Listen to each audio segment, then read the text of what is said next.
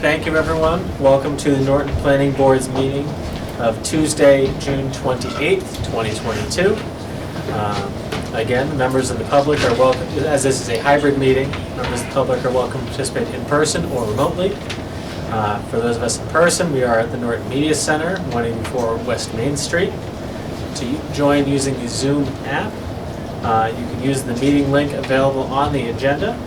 You can also use the Zoom app ID 638-929-1060. There is also a dial-in number posted should you so choose. The meeting is also being broadcast on Norton Cable Access Channel 15. In addition, as always, we are attempting as best we can to take comments from all forums. So please feel free to email questions to the board ahead of the meeting. Potentially during the meeting, but we have a lot of things going on, to Brian Carmichael, who's seated right here, who's covering a lot of ground with the resignation of Paul, the town planner. So, again, just to pursuant to Chapter 20 of the Acts of 2021, this meeting is being conducted in person and as a courtesy via remote means in accordance with applicable law. Please note that while an option for remote attendance and/or participation is being provided as a courtesy to the public, this meeting or hearing will not be suspended or terminated if technological problems interrupt the virtual broadcast unless required by law. So, with that out of the way, welcome everybody to our meeting once again. Looking at our agenda here, we do have a busy agenda, but we'll get right down to it. We don't have anything to discuss in terms of planning board business and policies at this time, I don't believe, Brian. Bills and warrants. I do have a number of bills here, which we can review. We have office supplies, Verizon, and we have a peer review account bill from Horsley Wetland. Again, this bill is coming out of a peer review account tied to the specific project, so it's not money coming out of the taxpayers' money, but it's still something that we like to review. So I'll pass these along, and if you'd like to make any comments, have any questions, please feel free to raise them. Approval minutes. We did have 2 minutes for this meeting. Has everybody had a chance to review the minutes, and does anybody have any specific questions about them? Mr. Chairman, I have a question. Please. The first set of minutes are from April 26th, Yes. which was prior to the town election.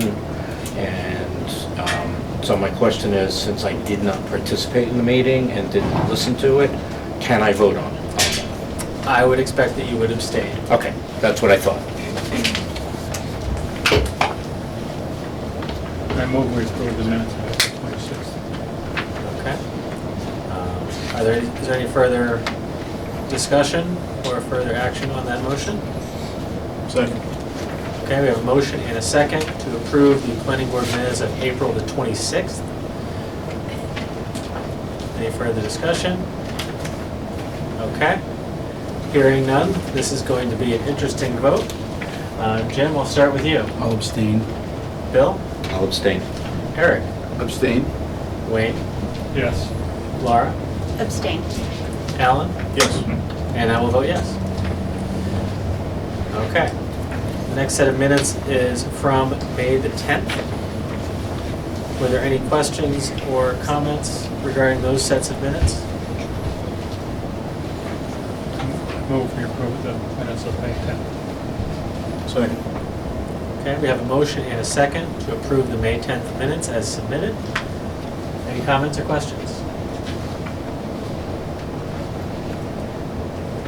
Okay. Hearing none, this will be much simpler. All in favor, please say aye. Aye. Nay? Abstentions?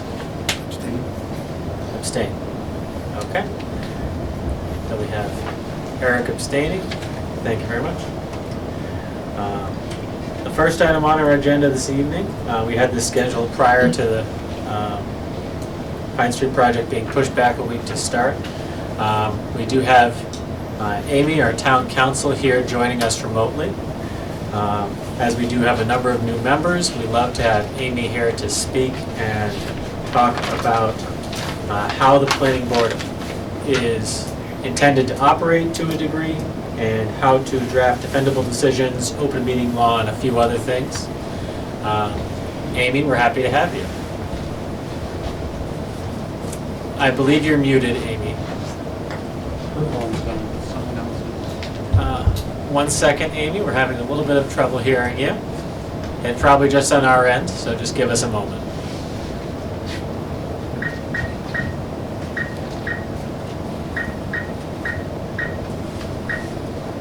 If you want to try one more time.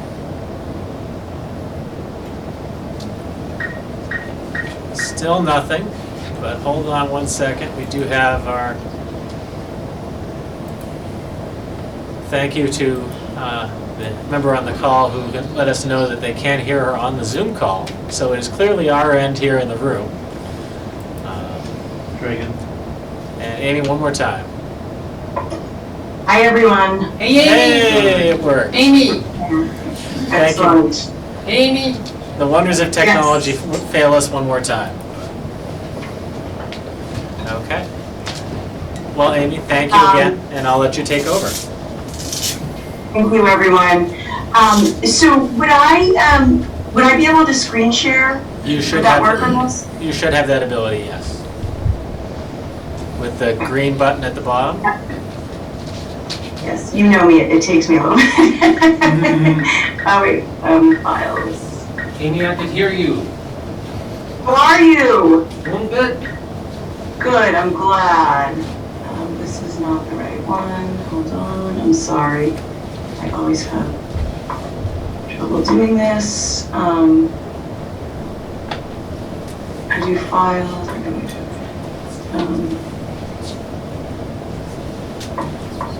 Okay, so, let me see. Can you guys see that? Yes, we do. Okay, excellent. So, again, my name is Amy Quessel. I'm the land use counsel for the town of Norton. And so, this is just a very quick disclaimer. I'm going to run through the zoning act, just briefly run through the zoning act, the subdivision control law, site plan review, and then, as Tim had stated, drafting defendable decisions in the open meeting law. And so this is definitely an overview because as a planning board, you're in an unusual situation where you have to know all about the zoning act, which is 40A, plus you have to know about subdivision control, which is chapter 41. So to start, the goals of the zoning act are health, safety, public convenience. To achieve those goals, you want, towns are usually, zoning will implement zoning districts with boundaries. The use of land and structures in each district will be regulated. There'll also be dimensional requirements and conditions under which uses may be permitted. And that's generally special permits, which is under your purview. So to administrate, the administration of the zoning act is the adoption of municipal zoning bylaws, which you guys have, various permits, and then, identify the permit or the special permit granting authority designated in the zoning bylaw. It's almost always the zoning board or the planning board, although chapter 48, section 1A does allow for the select board to be a special permit granting authority. It's very unusual to see that, though. In Norton, the administration of the act is the ZBA does variances, they do findings under 48 section 6. That's when someone has a pre-existing non-conforming, say, structure and they want to expand it. They handle all appeals from the building inspector, so if the building inspector gives a zoning determination that somebody doesn't like, they can appeal that to the ZBA. And the ZBA issues comprehensive permits. Comprehensive permits are, they're under chapter 40B. They are essentially what they're named, comprehensive permit. They subsume all other permits within one permit. So those are usually very large projects that take lengthy time for the ZBA. The planning board, you guys, you'll do A&R plans, approval not required plans, subdivision control, so preliminary subdivision plans, definitive subdivision plans, zoning amendments that go to town meeting, those are under your purview, and special permits. So when you create zoning districts, it's essentially you carve the town up into these different districts, and you can determine what you want to see in those districts based on, the location of those districts. So, you have residential, you have business, industrial. Then you can have overlay districts, which can they go over, say in the business district, there can be an overlay district that's a smaller area of that also allows something else, for example, marijuana. You can also have floodplain overlay districts, which are generally designated by FEMA maps. And then uses, you have the zoning bylaws will identify what uses are allowed in what district. So uses can either be allowed by right, prohibited, they can be exempt, they can be allowed by special permit, and they can also be subject to site plan review. It's important to remember that an as-of-right use can be subject to site plan review. Exempt uses, those are a lot of times they're called the Dover Amendment uses. It's Chapter 40A, Section 3, and those are generally commercial agricultural uses, religious uses, and educational uses. They also exempt child care facilities, but they do allow, specifically allow that site plan review. Child care facilities can be subject to site plan review. And then going into site plan review, it's not found in the Zoning Act. It is purely a creature of your zoning bylaw. It is the zoning bylaw. The cities and towns are allowed to implement site plan review under the Massachusetts Constitution of Home Rule amendments, and most municipalities have site plan review. It's a tool to review a project to determine if it's appropriate, in terms of location, scale, and identify impacts. And it's under the purview of the planning board. It's Article 15 of your zoning bylaw, and the applicability, the jurisdictional requirements for site plan review are 3 or more attached residential units, detached single-family subdivision, and 1 duplex unit are exempt. Non-residential uses with 2,500 or more square feet of floor space. In the village center core district, it's all newly proposed or expanded top of the shop housing or multifamily residential use, 5,000 or more square feet of floor space, 20 or more parking spaces, more than 1 driveway, and any use that requires a special permit. Site plan review also applies to drive-through facilities and construction activity, which is going to result in a land disturbance greater or equal to 1 acre. And then large-scale ground-mounted solar projects are subject to site plan review, and all marijuana establishments. And so the 4 objectives of the Town of Norton site plan review are the preservation of natural environment, traffic, parking, and pedestrian circulation, design, and landscaping. Your bylaw goes into each category and gives you a very detailed roadmap as to how to make sure that projects are preserving the natural environment, how they're making sure that traffic, parking, and pedestrian circulation is safe, what the design, what these things should look like and how they should fit into the character of the town. And then the landscaping.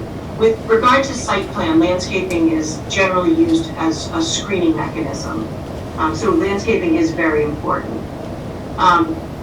So under your bylaw, the planning board, you have to review site plans and you have to file a decision with the town clerk within 60 days of the date such application was filed with the town clerk.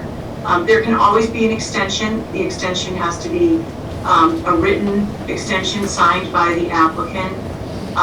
And site plans that also require a special permit, they're governed in accordance with the requirements of 40A Section 9. So they do not have to have a decision filed within 60 days.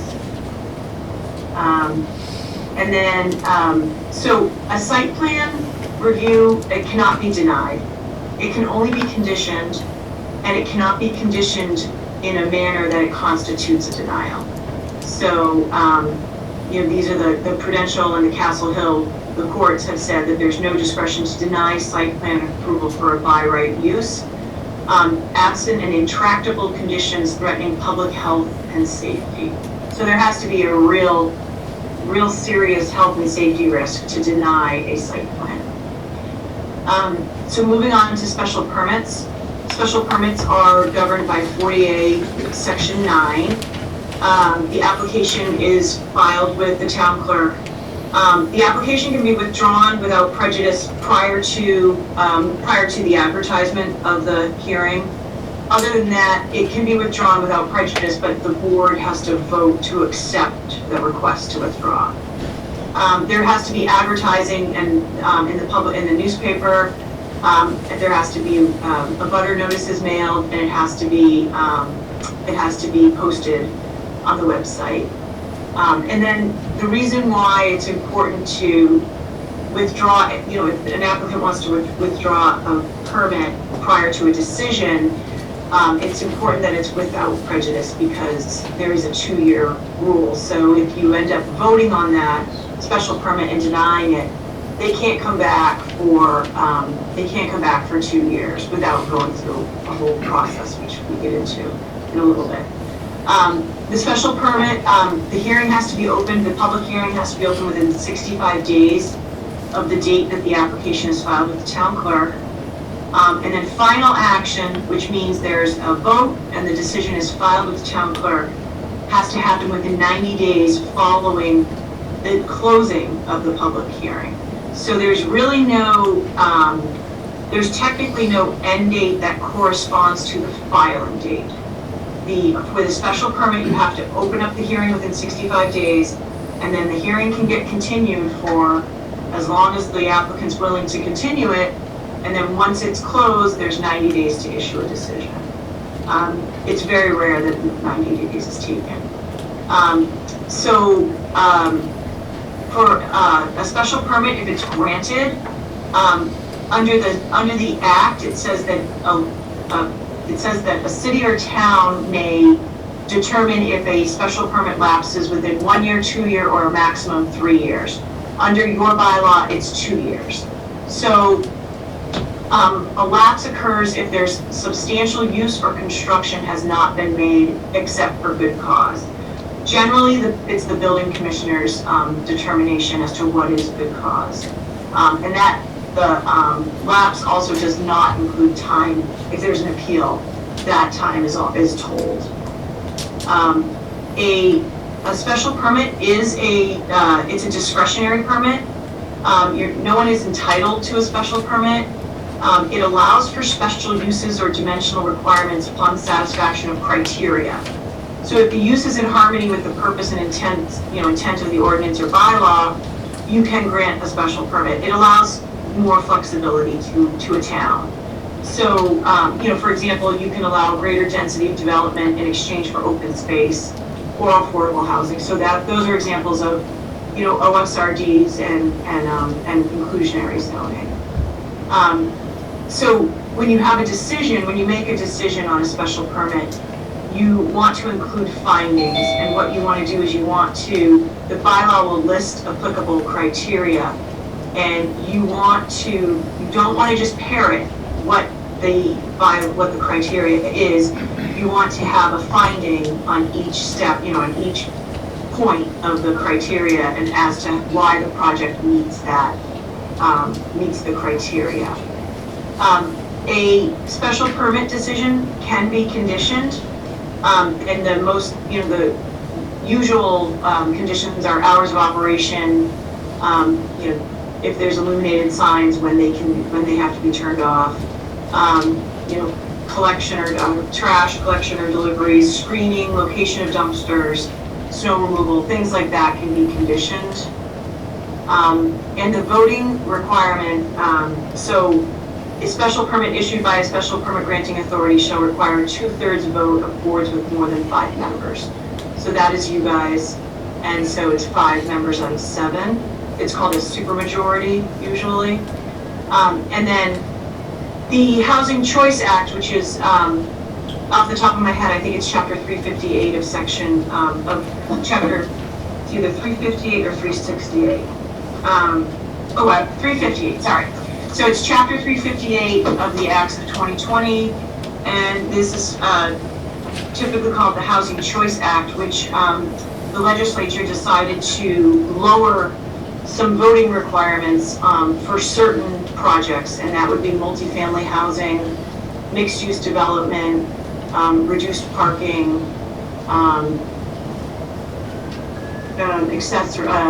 ADUs, and OSRDs. So, but essentially, I only put a blurb in about the housing choice because the DHCD has not come out with their regulations yet or their guidelines yet. So, those things could change. So we're just kind of in limbo with that right now. So decisions of the special permit granting authority, again, they have to be voted and filed within 90 days, unless there's a mutual written extension filed with the town clerk. And they have to be, once you have a vote, the written decision has to be filed within 14 days. And that's even if you're still within your 90 days. If you vote on the 20th day, you only have 14 days to file it with the town clerk. And then that is recorded at the Registry of Deeds by the applicant. Any appeal of a special permit, it has to be filed with the Superior Court or the Land Court within 20 days of the decision being filed with the town clerk. And to overturn your decision, the court has to find that the board acted arbitrarily and the decision was not legally tenable. And if the decision is reasonable under the bylaw, the court is really obligated to uphold it. Obviously, I can't predict what every single judge would do, but that is the standard that the case law has determined. And then the other thing is that a court may remand the special permit back to the board. That's usually done in situations where the court feels that the board acted reasonable, but needs to state its findings more clearly or something like that. And then this is repetitive petitions, so an applicant is denied, they cannot reapply for 2 more years. There is a provision under 48 section 16 that allows for the permit granting authority finds by a vote of 4 out of 5 members that specific and material changes in the conditions exist, and all but 1 planning board member consents, and notice has to be given of the time and place when the determination will be considered. So it's a real process that an applicant has to go through. So if an applicant can see a denial coming down, they should ask for the application to be withdrawn without prejudice, or they have to wait, or they have the option. They also have the option to redesign their project. And if they come in with a redesigned project, then they're fine because there's material changes. Now we're getting into the Subdivision Control Law. So the Subdivision Control Law is Chapter 41, and it goes from 81K to 81GG. It regulates the division of land. The purpose of the Subdivision Control Law is to protect the safety, convenience, and welfare of the inhabitants of cities and towns by regulating the laying out and construction of ways and subdivisions, providing access to several lots therein, but which have not yet become public ways, and ensuring sanitary conditions in subdivisions and, in proper cases, parks and open areas. And then a subdivision, it's the division of a tract of land into 2 or more lots. So a division of a tract of land into 2 or more lots will not constitute a subdivision if every lot has the required frontage on an adequate way. and that's an A&R. Under the Subdivision Control Law, the planning board adopts subdivision rules and regulations, determines whether a subdivision plan requires approval, reviews and approves or disapproves preliminary and definitive subdivision plans. You have to hold a public hearing for definitive plans. You will obtain performance guarantees. Subsequent to that, you may have to release lots. And then you also sometimes will have to advise the ZBA on comprehensive permits that are essentially subdivisions. So a preliminary subdivision plan, that it's not extremely common for developers to file a preliminary subdivision plan unless they're looking for some kind of freeze in zoning. But what a preliminary subdivision plan does do, it is a valuable tool. It opens negotiations between the planning board and the applicant. It is required for all non-residential subdivision plans. Any commercial subdivision is required. It's not recorded at the registry. There's no right to appeal the decision on a preliminary plan. There's no public hearing required. And basically, the planning board has 45 days to approve with modifications, or disapprove. And then a definitive plan can be submitted at a regular meeting of the planning board or sent by registered mail to the planning board. If the plan is mailed, the date of receipt by the planning board is the date of submission. And that's always important for timelines, when the date came in, when the plan came in, the date the plan came in, sorry. So with a definitive subdivision plan, there's a Board of Health report that's required. And the Board of Health has 45 days after the plan has come in to report to the planning board approval or disapproval with regard to Board of Health, whatever's in the Board of Health purview. They don't approve the whole plan. So basically, if they had a disapproval, they have to show that there's specific findings as to what areas shown on the plan cannot be used for building sites without injury to the public health. And then if the Board of Health does not make a report within 45 days, it is considered approval of the plan under Chapter 41 for the Board of Health only, it's not a planning board approval. And if they don't submit a report within 45 days, it doesn't mean that the Board of Health has approved individual septic systems or anything like that. The subdivision is still required to adhere to Title V and local rules and regulations. The planning board, you are able to waive any provisions of the subdivision control of your rules and regulations. And you can grant a waiver if it's in the public interest and it's not inconsistent with the intent and purpose of the subdivision control law.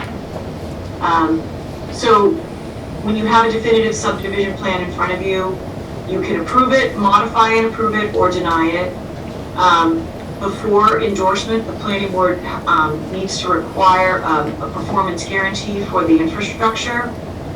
The voting requirement is a majority of the 7 members.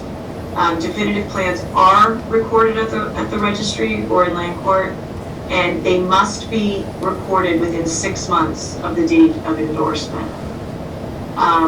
Chapter 81 or Section 81U, that is that lays out performance guarantees, and there's 4 performance guarantees. It can be a proper bond, it can be a deposit of money or negotiable securities. Usually that's called a cash bond. A covenant, which restricts the sale or construction prior to completion of the infrastructure and utilities. That essentially holds lots, so they can't be released. Or a tri-party agreement whereby the lender retains funds under the first mortgage. The applicant gets to choose what type of guarantee, and you can use one guarantee or a combination of guarantees. Whenever a developer tries to come in with a combination of guarantees, it just gets really confusing. So usually I usually see bonds or tripartite agreements. So the deadline for a non-residential subdivision, it's 90 days from the date of submittal that a decision has to be made. A residential subdivision where a preliminary plan was filed, it's 90 days. And then a residential subdivision where no preliminary plan was filed is 135 days. So A&R plans. A&R plan, it's a plan dividing land into 2 or more lots, but it doesn't require planning board approval if all of the lots on the plan meet the frontage requirement, and the plan provides adequate access to all lots by a public way or way used and maintained as a public way, a way shown on an approved definitive plan, or a way in existence when subdivision control law took effect in the town and which is suitable for the proposed use of lots. So A and B are usually no issue because it's a public way, or it's a way that's basically shown on an approved, definitive plan.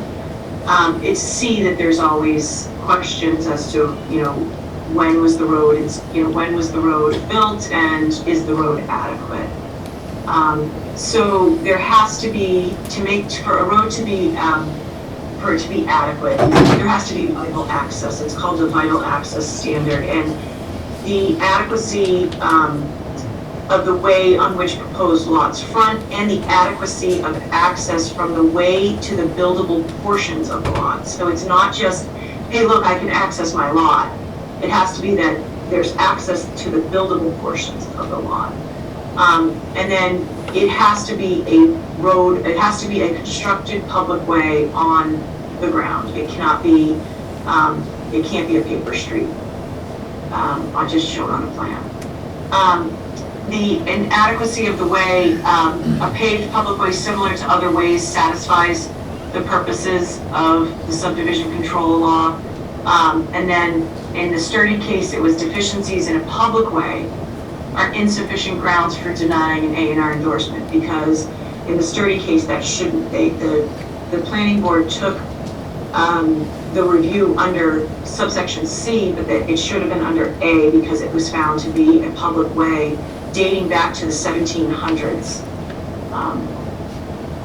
And then for the purposes of an A&R endorsement to be considered a way that has been under B, that has been previously approved under the subdivision and control law, either the way has to be built or there has to be one of the performance guarantees has to still be in existence. So that would be a situation where you approve a residential subdivision and 2 years later, they realize that they can have, there's extra lots, and so they want to come in with just an A&R. They can, even if that portion of the roadway is not constructed, but they can only do it if there is a bond or a tripartite or a covenant or a cash bond.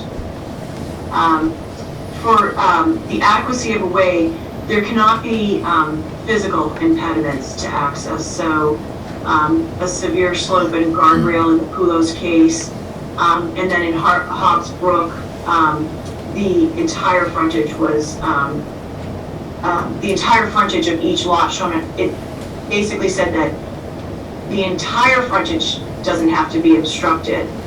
They can get in. It's wherever they want to get in, as long as that is not obstructed and they can access the buildable portion of the lot. So again, that's they can't just come in and say, oh look, I can get into my lot. It has to be the buildable portion. So with an A&R process, the application is filed with the planning board. There's written notice to the town clerk. There's no public hearing requirement. It just gets on the agenda of a public meeting. And then the endorsement has to be filed with the town clerk within 21 days. And then Amy, not to throw you off your game there, but if the A&R is another one where there's the constructive approval, correct? If we don't act on it? Correct. So again, if you don't act within 21 days, it's constructively endorsed. Using outside consultants, the planning board, under 48 Section 9 under special permits and under subdivisions, the planning board either has or should promulgate rules as to how to, the use of outside consultants, which are often called peer reviewers. And the only, under the statute, the only appeal, so if you select a peer reviewer, an applicant can only appeal the choice of your peer reviewer if that peer reviewer has a conflict of interest or doesn't possess the minimum required qualifications. That appeal goes directly to the select board. And once the fund is funded, so the peer reviewer will normally give you a proposal, say it's $10,000. The developer, once the developer puts the money into the fund, the peer reviewer can start their work and the peer reviewer can get paid out of that fund. Any money left over goes back to the developer, and then if the fund has to be replenished, the developer has to replenish it. So now we have the public hearing process. So under the public hearing process, it's two things. It's the open meeting law plus 48 Section 11. So under 48 Section 11, you have to advertise the public hearing once in each of 2 successive weeks with the first ad at least 14 days prior to the hearing. You have to post the public notice prior to the hearing at Town Hall or on the website. Notices have to be mailed to parties in interest also from the certified abutters list from the assessor's office. Under the open meeting law, an open meeting has to be posted with the town clerk 48 hours prior to the meeting, and that excludes Saturdays, Sundays, and legal holidays. So for example, if you only were having a meeting where I was doing a training and you were approving minutes, and there was no public hearings, that's just a public meeting. But that still has to be posted 48 hours ahead of time. The agenda has to be sufficiently detailed, including the address of the site. So, for example, the agenda can't say Smith seeking a special permit. Conversely, the agenda also can't say 2 Main Street, and that's it. It should say something like application of so-and-so for special permit pursuant to whatever the section they're under, and then to construct, and then whatever the project is. It doesn't have to be a paragraph, but it has to tell the public enough to know what's being done. The chairman, in a public hearing, the chairman reads the legal ad, explains procedures to the public, motions to open the public hearing. Usually there's the applicant's presentation, board questions, public comment, and then follow-up comments. But again, we'll get into it. This goes on. It's the chairman's meeting under the open meeting law, so the chairman determines who's commenting when and what order things are going in. So in this public hearing process, once it's been opened, you can make a motion to continue if you need more information, and that sometimes has to require a written extension. For example, if you're up against the 135 days under a subdivision, you want to make sure you get a written extension. There can be a motion to close the public hearing. There can be, once you close the public hearing, there can be no further public comment and no documents can be received. That's when the board deliberates. And then there can be motions voted by the board. The motions are either to approve with conditions, or deny. You want to include any required findings and any conditions that you are going to require. Under the public hearing process, sometimes boards need to do a site visit. A site visit is not a meeting. It's not a public meeting unless the board deliberates. So if deliberation is possible or expected, you should post it as a meeting of the board. However, deliberating during a site visit runs into quite a bit of problems, because you're on private property, and the private property owner does not have to allow the public on. It needs to be ADA compliant, etc. So I would just never recommend a site visit where you think you're going to deliberate. When you go to a site visit, even if 7 of you are all there together, you can ask the applicant's representative questions, you can ask the applicant questions, and that's it. Just don't talk to each other. And if that is done, then you're not violating the open meeting law. And then, again, if you do host your site visit, you have to remember that the public cannot go on the property without the express permission of the private property owner. And you have to, if you're going to do a site visit, it has to be held prior to the close of the hearing because it is considered evidence coming in. So that has to be done before the hearing is closed. Again, once the hearing is closed, the board deliberates in open session, but the public comment is not allowed. You should identify, prior to deliberation, you should identify board members that are eligible to act. So is there someone with a conflict of interest? Is there someone that missed more than one meeting? And then again, no vote can ever be taken by secret ballot. Every vote has to be out in the public. So when you are voting and you are voting on projects, you want to make sure that you have this, what we call this defensible decision, which is, you don't say the project will not be substantially more detrimental to the neighborhood. That's just parroting what the bylaw says. You want to say the project will not be substantially more detrimental to the neighborhood because it will only add 500 square feet to an existing single-family dwelling that is lawfully non-conforming, which is consistent with the neighborhood, does not create any additional impacts on the neighborhood other than that already exists. So you have to get a little bit more, you have to tailor the decision to the project, the finding to the project. And then the last thing that you want to check is you want to make sure that before you issue any decisions, and in fact you can do this before you, right when you open the hearing, you want to make sure that the applicant is current on their taxes, that they're not on the tax delinquent list, which the treasurer will send around periodically. So under General Bylaws, Chapter 84, and under General Laws 40, Section 57, a municipality does not have to grant a permit or a license to someone who's on the tax delinquent list. Now, that can be stated in the beginning of the hearing, of the beginning of the process, and allow them time to pay it, or say, you have a week or something, whatever it may be. But in any event, you cannot issue a license or a permit if they are on that tax delinquent list. And then you also always want to make sure that the Mullen Rule has been followed, and that means that you can only miss one meeting. And if you have missed that one meeting, you have to certify in writing that you've listened to the recording or watched the recording, or you've read a transcript, which minutes are not a transcript. Just a reminder, if you're joining the meeting remotely, please be on mute unless you are speaking. Thank you. Mr. Wren, please mute.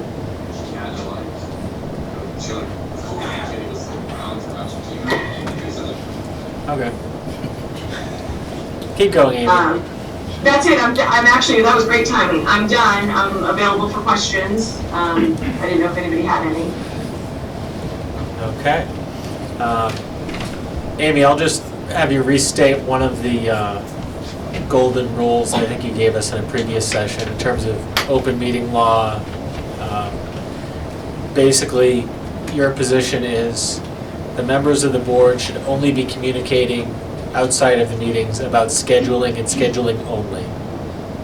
Yes, so my advice to everyone is just never hit reply all. In fact, if we could take that button off, it would be great. So don't ever reply all. Brian can send a email to the entire board and say, he can distribute anything to the entire board.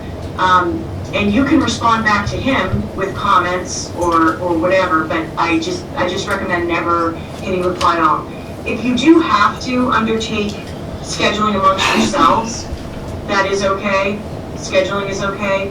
But again, I would also rely on staff to do that. So, if you could say, everyone send me your schedules and I'll try and find a date everybody or the most people are available. that would work better. The other thing is that it's not just email, it's also text messages are also public documents.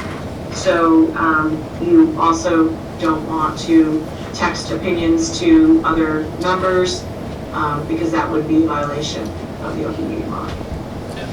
I know Brian's always very good about sending a message, and we're all BCC'd, so even if we do hit reply all, it's still just going to Brian, so.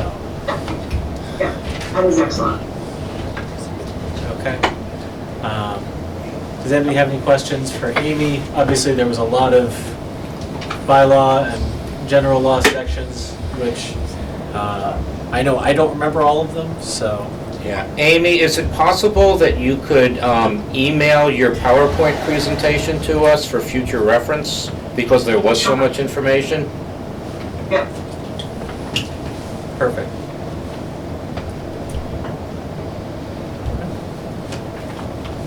I don't see any more hands raised here, Amy. All right. So, All right. thank you very much. So, okay, and hopefully you won't have to see me for a while, right? But we love seeing you so Whenever much. see something wrong. Okay. Well, thank you All very right, much. have a good night. Thank Thank you. Thanks. Thank you. There we go. Okay. Good night. Okay. Well, with that part of our agenda closed, we'll move on again to public hearing. We have a continuation of public hearing, which is a definitive subdivision plan 13932 and special permit 14704. Again, it's for 0, 126, 128, and 154 Pine Street and 0 Wood Road. Just again to go over kind of order of operations here. I do not expect that we'll be closing the public hearing tonight. We have, the proposal here is for the application of the creation of 44 lots into a residential cluster subdivision. Again, to restate, a cluster development is from our standards. Should not be less than 10 acres for a single family, 15 acres for a duplex, and 20 acres for multifamily area. And the long and short of a cluster development is that the lots are potentially permitted to be smaller than the zone that they sit, with an offset of open space to counter that. There are other cluster developments in town. We're going to start, and I'll have the applicant come up and present to the podium here. We have a member of Horsley Witten, who's our peer review engineer, joining us remotely. I'll ask them for comments, and then we'll go into a public comment period for anybody here who has additional questions. And we'll try and go back and forth between remote attendees and in-person attendees as best we can, which I'm sure will flow smoothly with no miscommunications whatsoever, but we will do what we can. So with that, I'll give it to the applicant here to present. Would you like me to put the site plan up on the screen here? Yeah, that would be great, or if you could give me a place where I could actually set up the easel. It doesn't seem like there's a real convenient spot for it in this room. I think that's probably the best spot you're gonna find in this room, unfortunately. Stay right here, is it okay if I come over here, Virgil? Okay, So I will pull up the plan here. And if you want me to go to a different document, I only ask that you please give me up. And Brian's ahead of me apparently, or somebody is. I am, yeah. Okay, so I will back off, but please just go ahead and please, once you've got the easel set up there and you're ready to go, if you could just introduce yourself to the room and give us an overview of the project, and we'll go from there. Mr. Chairman, my name is Bob Forbes from Zenith Consulting Engineers. I'm a professional engineer registered in the state of Massachusetts, and I'm the engineer who oversaw the design of this project. Just for some housekeeping, it may help board members as we go through this. Paul had asked me to bring copies of not only special permit applications, but also reduced set of plans to the meeting. So if I could, thank you. And now that I've introduced myself, also with me tonight is the applicant, Alan Drunas, and Claire Hogeboom, who is from LEC, and she is the wetlands and environmental expert on this project. Okay, and I'll let you organize how you want to organize the order of everybody, how it makes sense for you. Thank you very much. We had hoped, at the last meeting, we had the traffic consultant here, and we were expecting it. I know that's a major concern of the neighbors. And unless he's out in the hallway, we don't know why he didn't show up, so I apologize for him not being here. But we will make certain that he's at the next meeting if at all possible. And if you are able to get a hold of them, they can join remotely, that works too. That would be great. Did you hear that, Al? If you can somehow get a hold of Jack and tell him to join remotely, that would be fine too. Okay. So the project is located on Pine Street. We're on, let's see, we're on the north, I guess this is the northeast side of Pine Street down here. The property that we're talking about is highlighted in gray, a gray, thick gray line. You can also see it on the screen there, highlighted in gray. The property is 109.48 acres. I know that some of the neighbors had some questions about the size of the property, but a lot of those questions arise from looking at assessor's maps and Map GO, which is not an accurate way of determining. This was based on an actual survey. What we're proposing is, what we have is the rail trail, I guess. I'm not exactly sure what the town calls it, but the rail trail is located up in this area.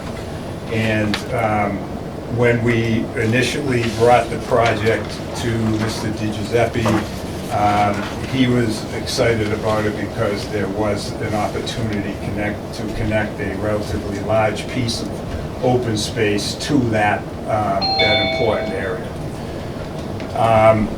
We have been working on this project officially for, not we, my company, but Al and Claire have been working on this since at least the spring of last year, where survey and topography mapping of the entire site was done.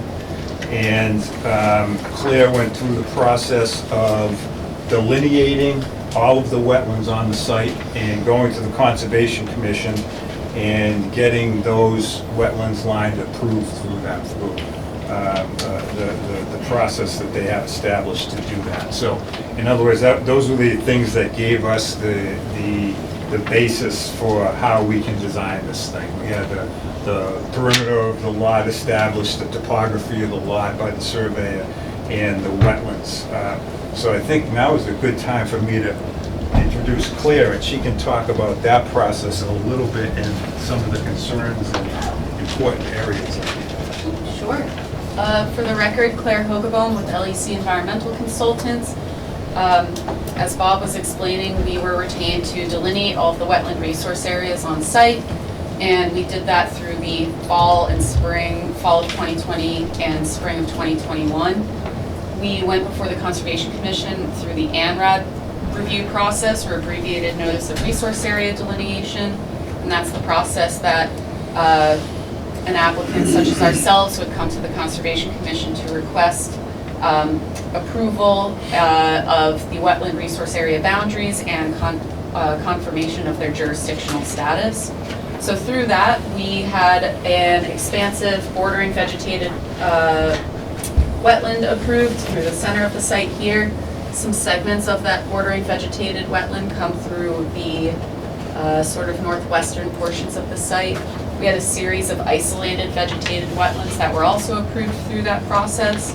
And during the review that was with the agent at the time, Jennifer Carlino, when we were doing our field review together, we evaluated 15 vernal pools, and it was during the spring hydro period, which is the perfect time of year to evaluate a vernal pool and whether it supports the breeding.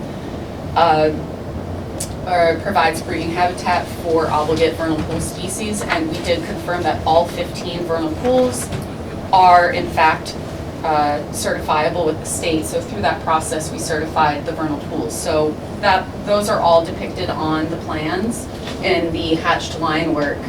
We have a number of them within the bordering vegetated wetlands, and a few of our isolated vegetated wetlands also contain the certified vernal pools.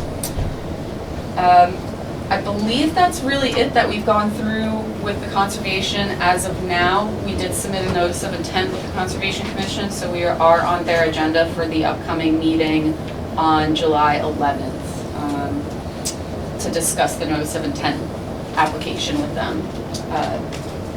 And with that, I'll pass it back off to Bob.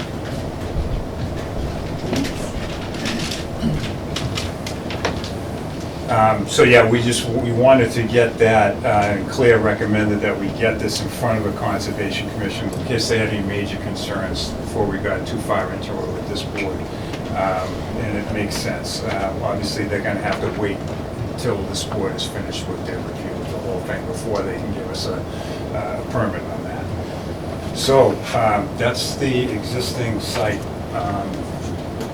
And what I'd like to show you, so the process, as Mr. Chairman, you mentioned, this is being proposed as a cluster subdivision. And again,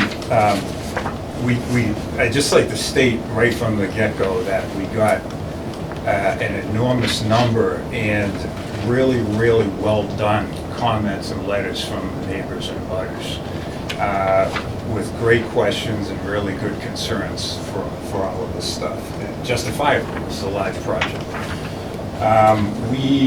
What this is, this cluster development, there were some questions in those letters stating that people were objecting to the planning board changing zoning for this project. And I think the chairman, Mr. Chairman stated it perfectly. This is a existing zoning. We're not asking for any zoning to be changed for this. This is part of the existing zoning, that there's a cluster zoning bylaw already in town, and that's what we're filing under. So there's no change to the zoning happening here. What the cluster subdivision bylaw requires is that we do a conventional layout plan first. What that does is that establishes the number of lots that we would be able to ask this commission, this board for in a cluster subdivision. So in other words, you can't get any more lots than what you would have done under the conventional zoning.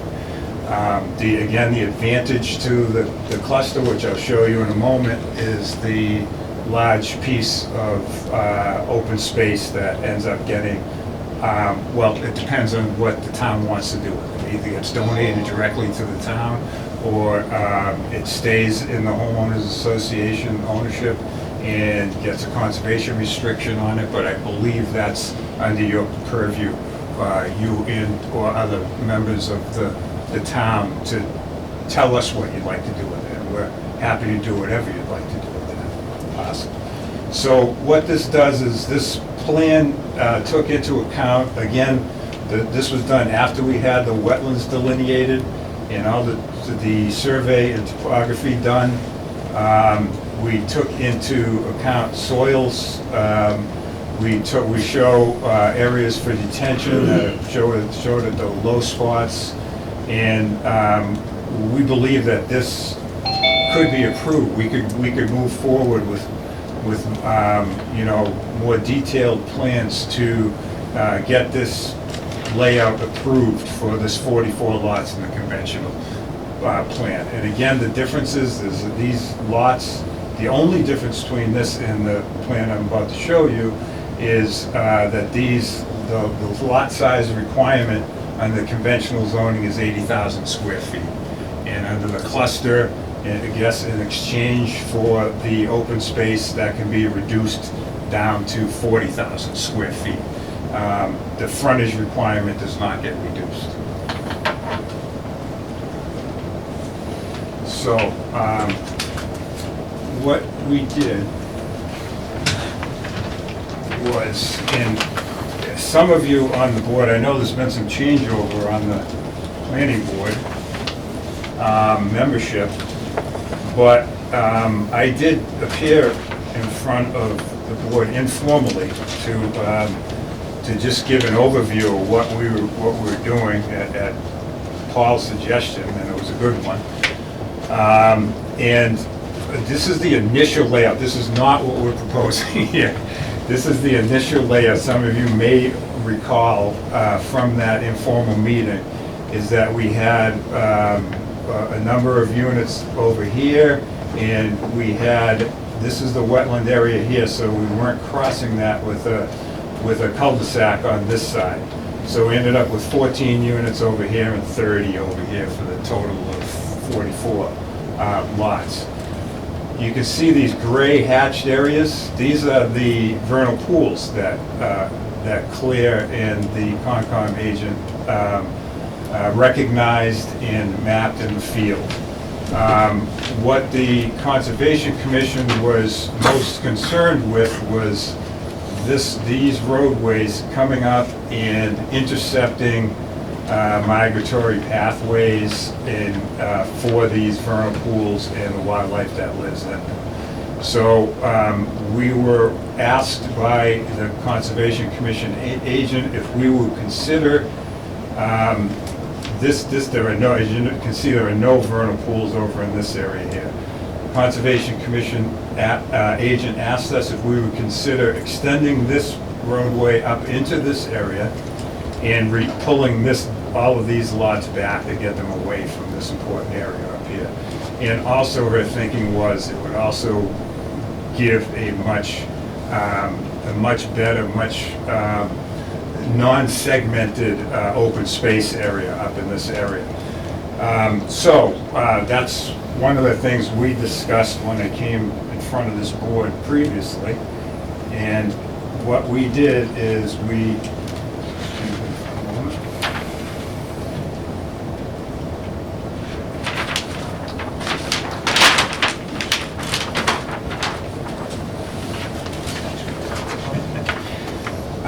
this is the actual layout that we ended up with. So what we have is it's 44 lots, and we have 22 on this side and 22 on this side. Now, the original plan didn't have any wetlands impacts, and this one does, but it's at the request of the Conservation Commission. They unanimously told me at another informal meeting that we had in front of them that they would much prefer this option to the option where the cul-de-sac was way up in this area.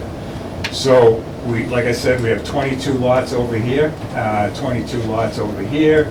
It leaves this big parcel of open space in the middle, and it connects to that rail trail area.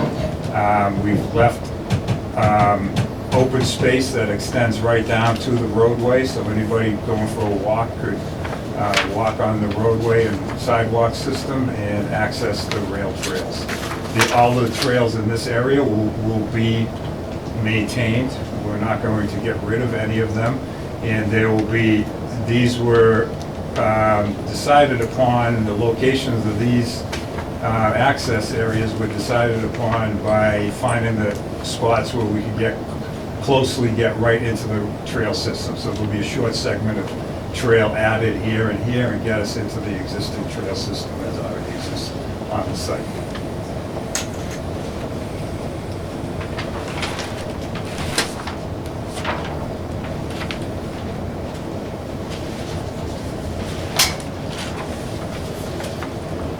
So I'll quickly just like to mention so I mentioned that in the spring of 2021 is when the wetlands got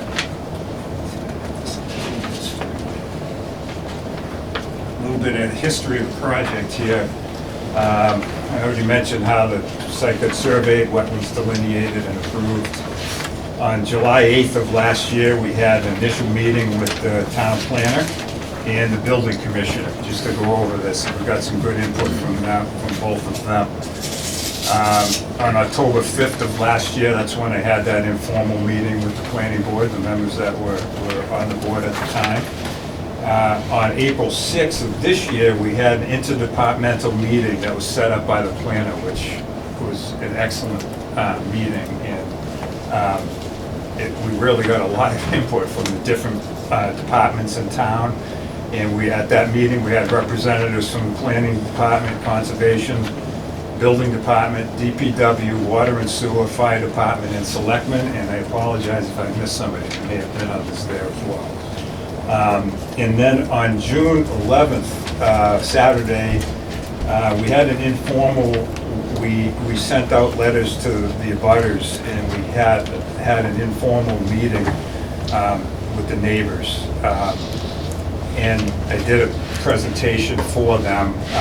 Again, they had excellent questions at that meeting, important concerns, and they gave us great input. Not only from the letters, but from that informal meeting. And I hope that we may have answered some questions, or at least gave you some information about the project and what we're trying to do here. So this is the site, the project. This is the grading and drainage plan. This is not a part of I put it all on one plan just for ease of presentation. It's divided up into four or five plans in the plan set that we submitted to make it easier to read. But I think for presentation purposes, this will be easier. We have this cul-de-sac road on this side. That's Lloyd Circle, and that's about 2,093 feet long. This roadway system is 2,484 feet long. We're not asking for any waivers for the width of the road. It's 25-foot paved road, which is what is required within a 50-foot wide right-of-way. We are proposing one 4-foot wide sidewalk separated from the roadway by a 5-foot grass strip. And just so you know, there are no sidewalks on Pine Street. So we kind of have sidewalk system on both roads that connects to nothing. But Al felt it was important that we had the ability to circulate around there. Neighbors on Pine Street could do the loop on the sidewalk and whatever. So that's what we're proposing for sidewalks. The cul-de-sac here, the town has, in the subdivision rules and regulations in town, there's a written requirement for what the size of this cul-de-sac needs to be. And the way the text says it needs to be a 94-foot diameter right-of-way and 74-foot diameter paved diameter. And then there's a detail in the back of the regulations as well, and that requires 114-foot right-of-way and 94-foot paved radius. And we discussed this with the fire chief, and we're providing, even though those conflict, we're providing a cul-de-sac that's larger than both of those requirements for ease of getting his equipment in and out of the site. The project is proposed to be serviced by town water. I know that's a big concern of the abutters and neighbors and all the Norton residents as well.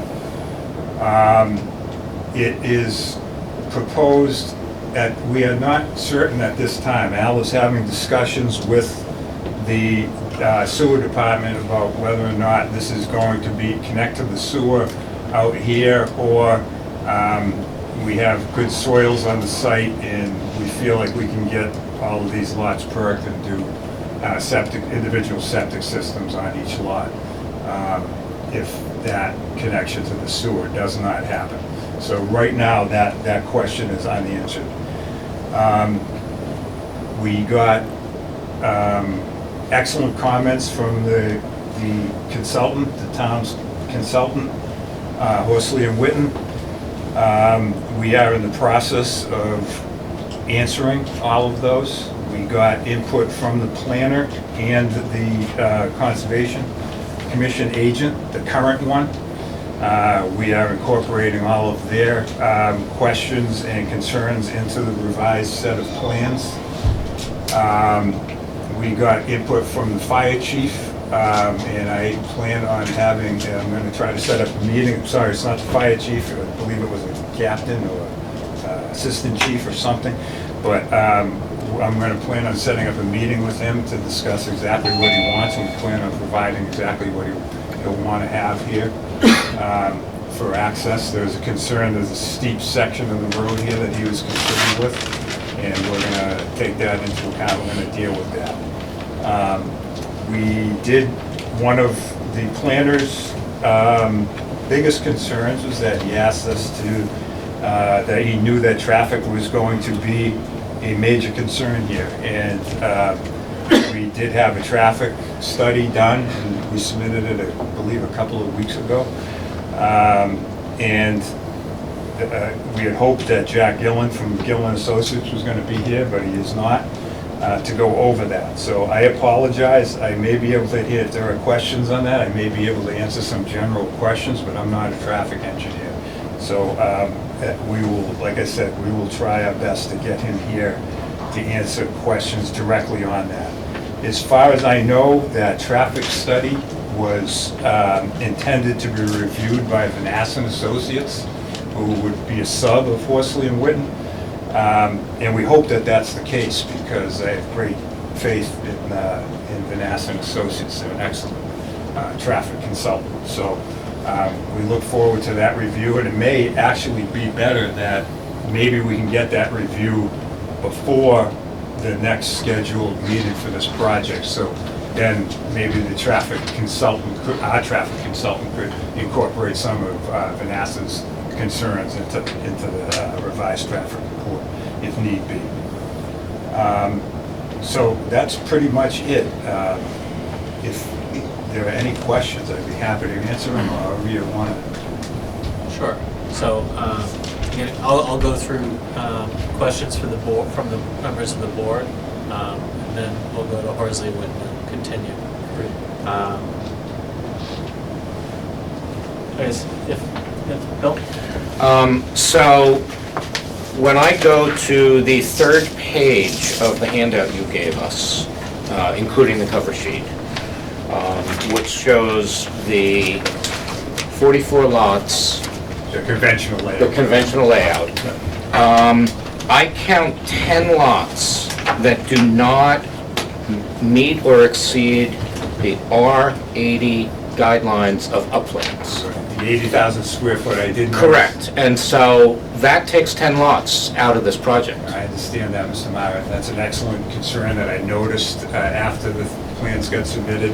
It's a very easy fix on our end. We'll take care of that. We're going to slide a couple of property lines and make that all happen. So the revised set of plans are already working. We've already reconfigured those lots to make sure. So we don't have any plans to review right now.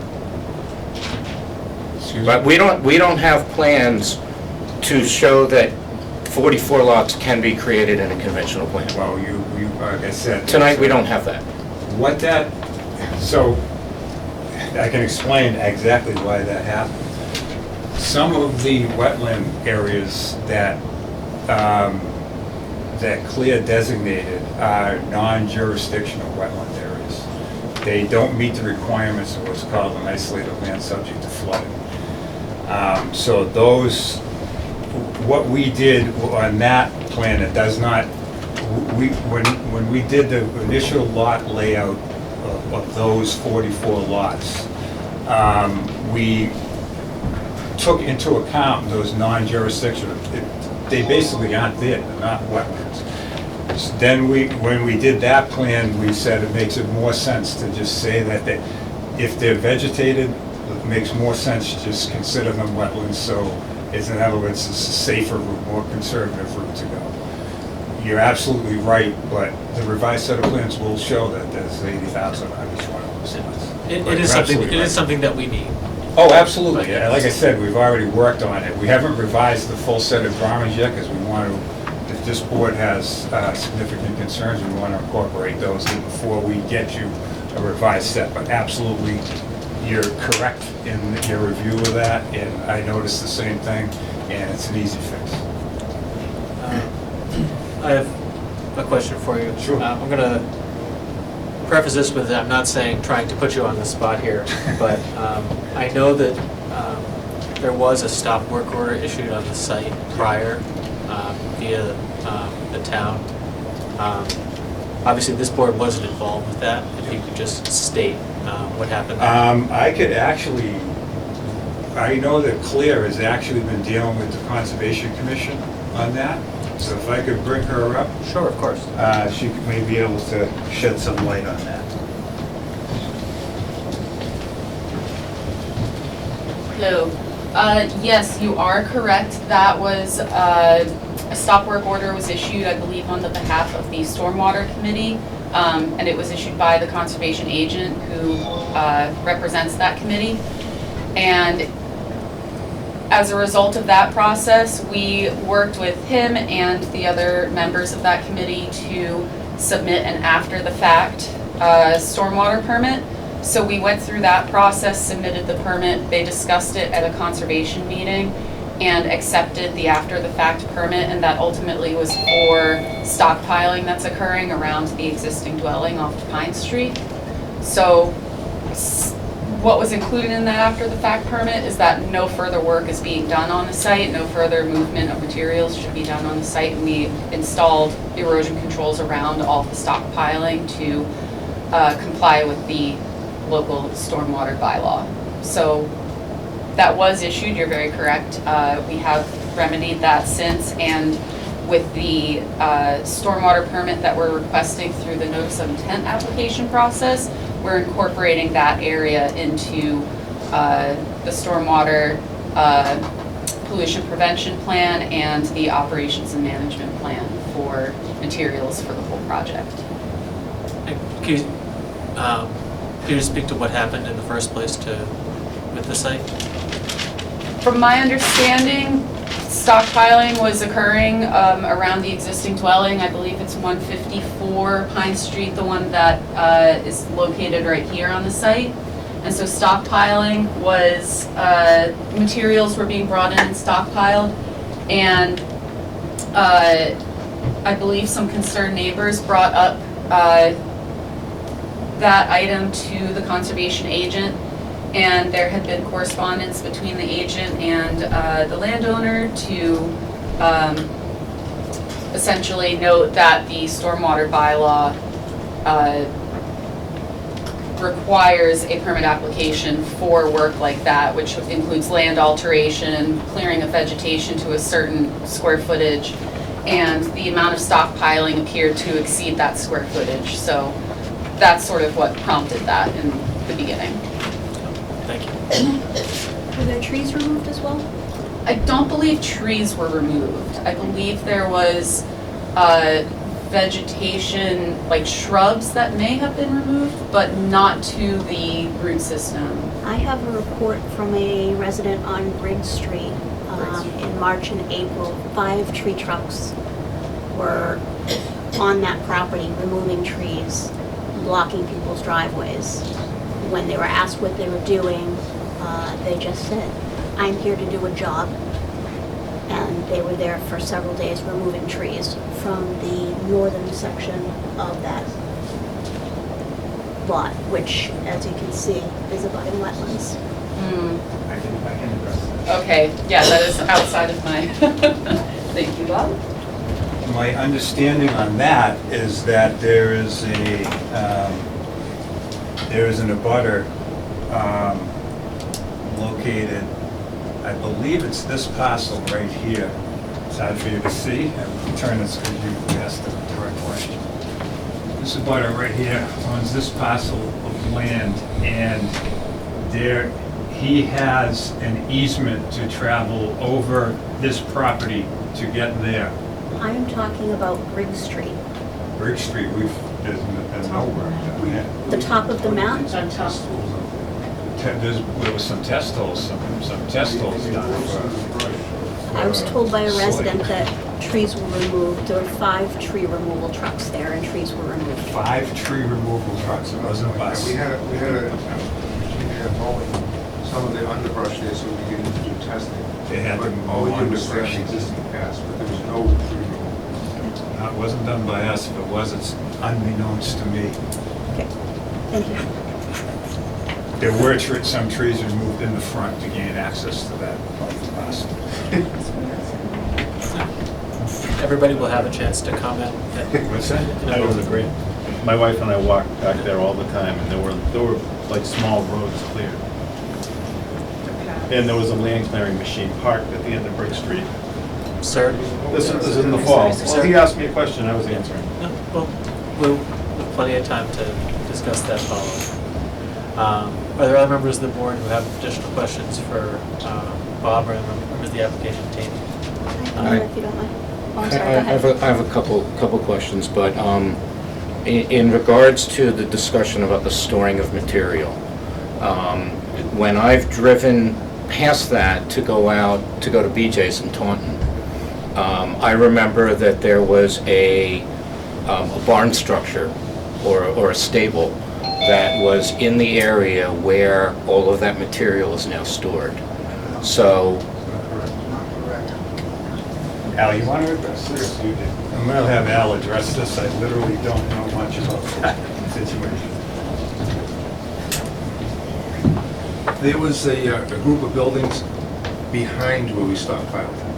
There was some fires started there, there was rubbish being dumped there, and those, we got a permit from the building department, and actually, when we took over control of the property, that was one of the requests, was to get that stuff out of there. It was a place where people were hanging out, dumping, and starting fires. So all those buildings were removed and hauled to a licensed site. But there was no buildings. We put up 2 stockpiles of sand for the future construction of the property. There's no buildings taken down. There's no, there was some scrub brush taken down, and we stripped back the topsoil so that we weren't putting the sand on top of stuff, on top of the topsoil. That was it. It was all done in upland areas, and it was all done in areas that would, future house lots are gonna go. And just to speak to what was going on off of Brick Street, we were doing testing for the drainage system. In order to get our equipment out there, we had an excavator with a mower attachment that went through the existing trails and basically mowed underbrush so that we could get, equipment out there to do our testing. And all that was done under, we have a wetland specialist here, we have engineers, we have everybody on staff to make sure that we're not doing any environmental harm to the property or breaking any rules to do that. But we do have to do our test holes so we can design our drainage systems. That's where we're at. Okay.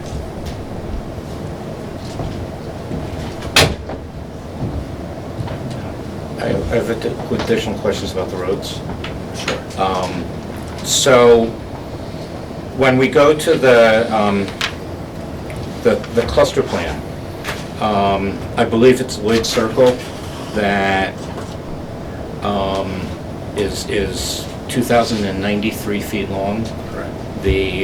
And it's part of the whole special permitting process, but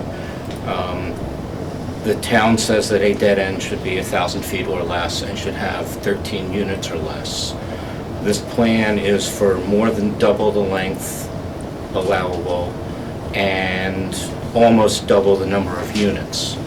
And I just wonder, since we're talking about putting a lot of fill into wetlands in order to build this road, why the road has to be that long and couldn't be terminated before the wetlands, before filling those and becoming more in compliance.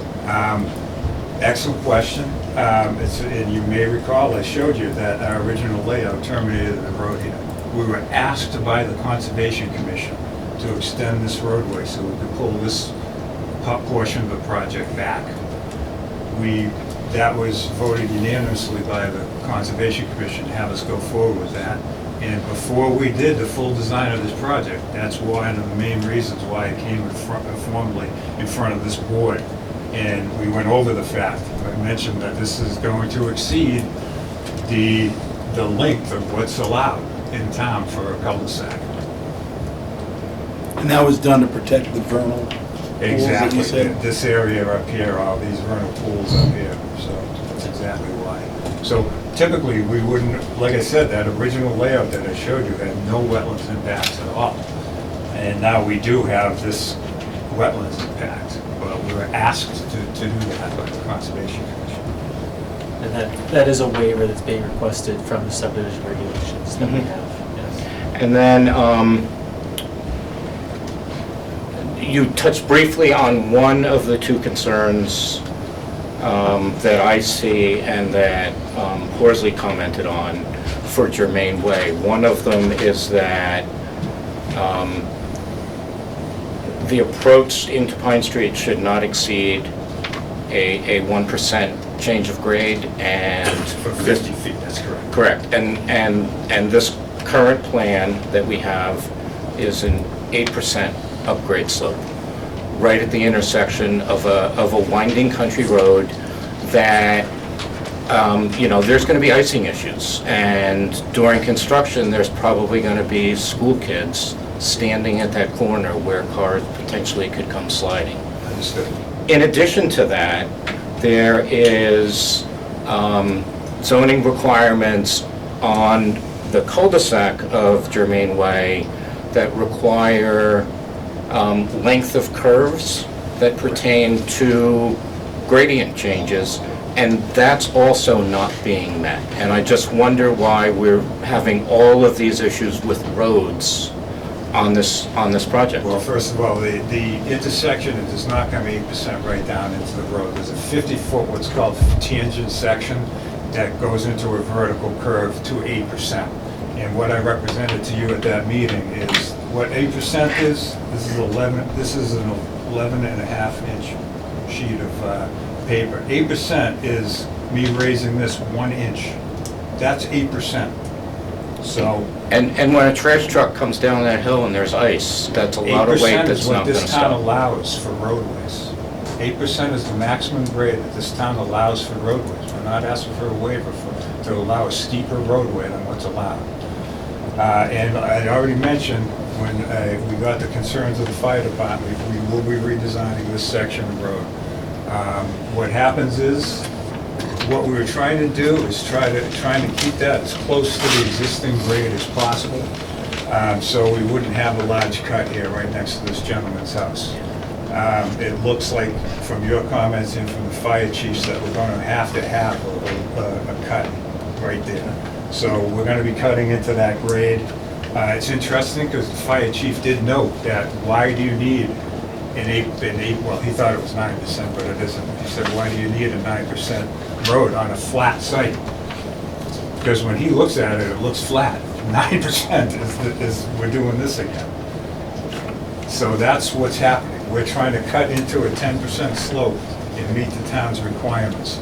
We fully intend to meet all site distance requirements. There was one of the comments from Horsley and Witten, and a good one, and they asked for justification for that.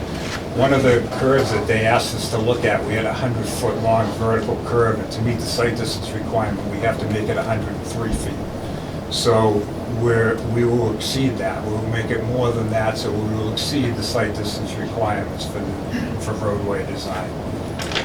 So that's what we intend to do on the next revision. And I think to confirm again, you are looking for a waiver in terms of the 50-foot long area and the approach to intersection not greater than 1%. We will ask for that even once we've made it meet highway design standards. That ends up becoming more dangerous with the speed that people would end up traveling on that road. It would be crazy. So we're gonna, the reviewer, rightfully so, asked for justification, and we will give that. We will provide that to the town's reviewer, but we still will be asking for that. I just have a cheat sheet of all the requested waivers in front of me. Yeah, I got the same thing in front of me. So, Laura, I think you had an additional I question. do. It actually may be more of a process question. Sure. With regards to the traffic study, I know we're looking at this particular project. We also know that the applicant has purchased additional properties around this site. So I'm wondering if we should know the full extent of the development for the purposes of the traffic study? That is certainly a question.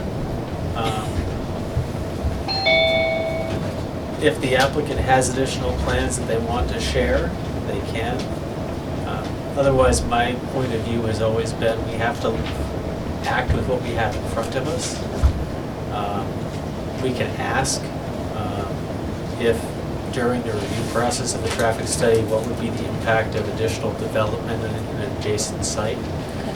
When the peer reviewer of FNS or whoever is here, that's something that we could ask them in terms of, is it Material?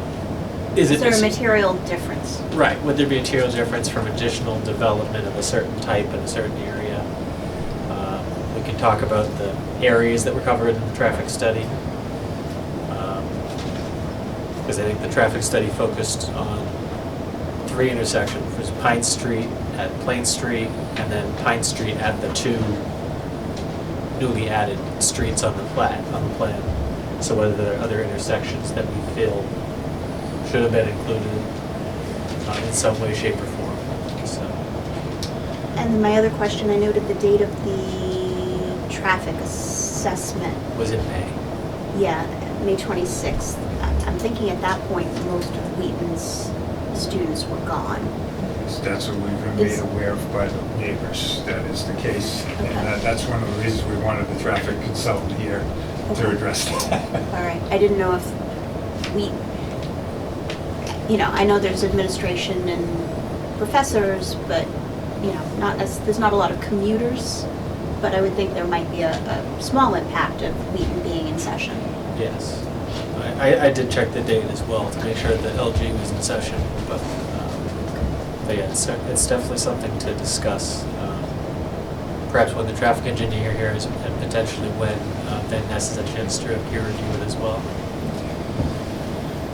I just had one other comment, and I think at one point, Paul and I were talking about it, with this abutting the rail trail and there being potential open space.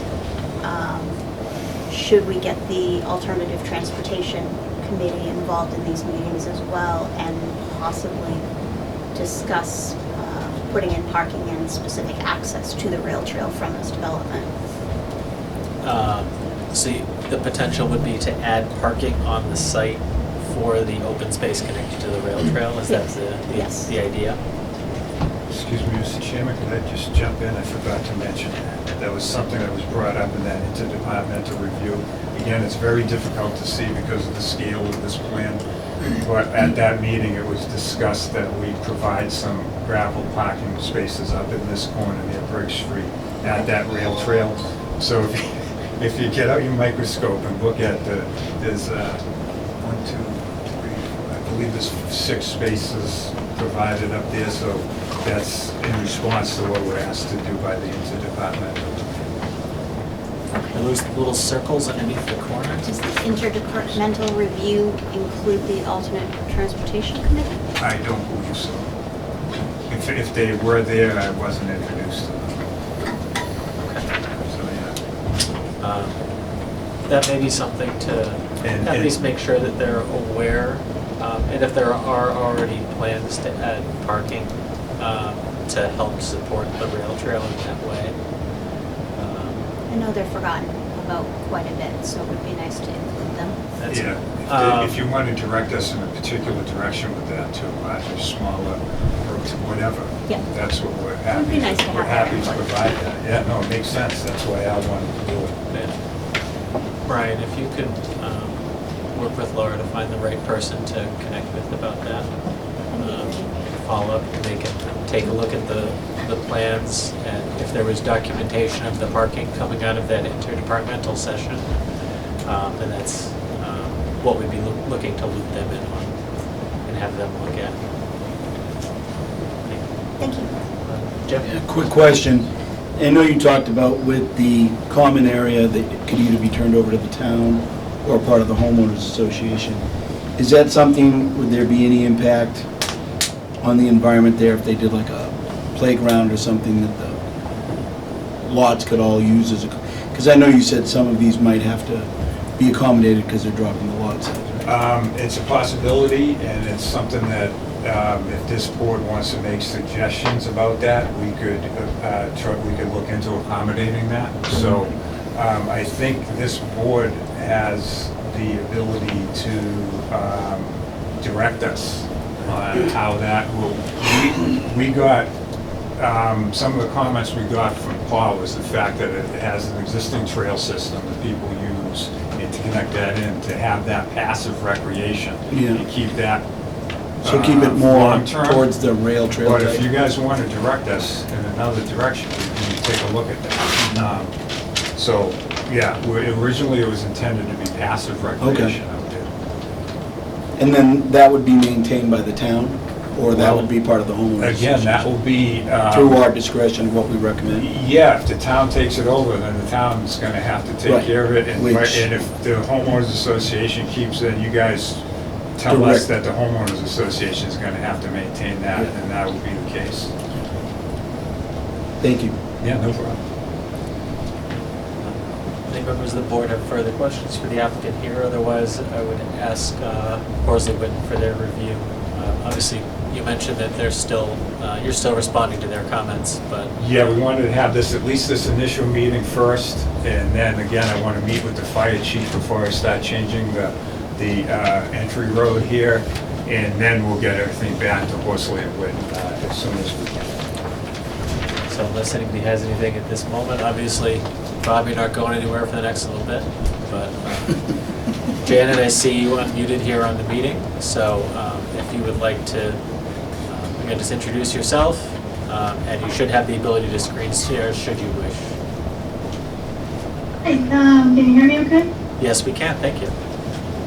So my name is Janet Bernardo. I'm a professional civil engineer with the Horsley Witten Group, and we were brought on by the town to do a peer review of this project. As part of our review, we submitted a letter on June 1st, 2022, which covered zoning, stormwater, and a kind of preliminary look at the wetlands. Since then, we have received the notice of intent, and we'll do a more involved wetlands review. And Vanessa Associates have been brought on to review the traffic study, and that has been submitted to them a week or so ago. So, just so you hit on some of the topics of our letter, but just to kind of go through, I wanted to just point out some of the items that the planning board will need to make some decisions on, that the applicant maybe made assumptions knowing that we're going to need to make a decision along the way. So again, our letter is dated June 1st, 2022, and we start off with the zoning bylaws and kind of going through the various dimensional requirements that the applicant is required to meet for the cluster development, going through your regulations on that.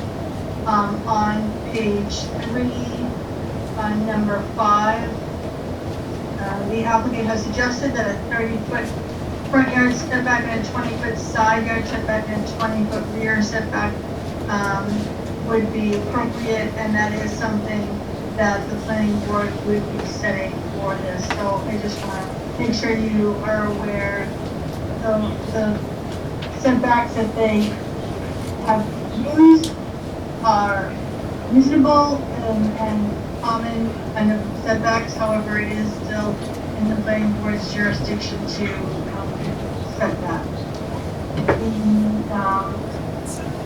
On page 4, at the very bottom, you want to make sure, as you were just talking about, that the planning board needs to approve the ownership of the open space area and understanding the maintenance of that. The applicant is just to provide an operation and maintenance plan for the various stormwater practices, and wanting to make sure that the town understands that plan and what it means for an open space point of view as well as from a stormwater point of view. So it is something that the town would end up kind of binding on. So I just want to make sure that you understand those kind of topics. On page 5H, just been reminding the applicant that if they're going to put any signs up, they need to conform with Article 8 of the zoning bylaws for any proposed signage. And we also reviewed the Water Resource Protection District regulations in your bylaws for the Water Resource Protection District.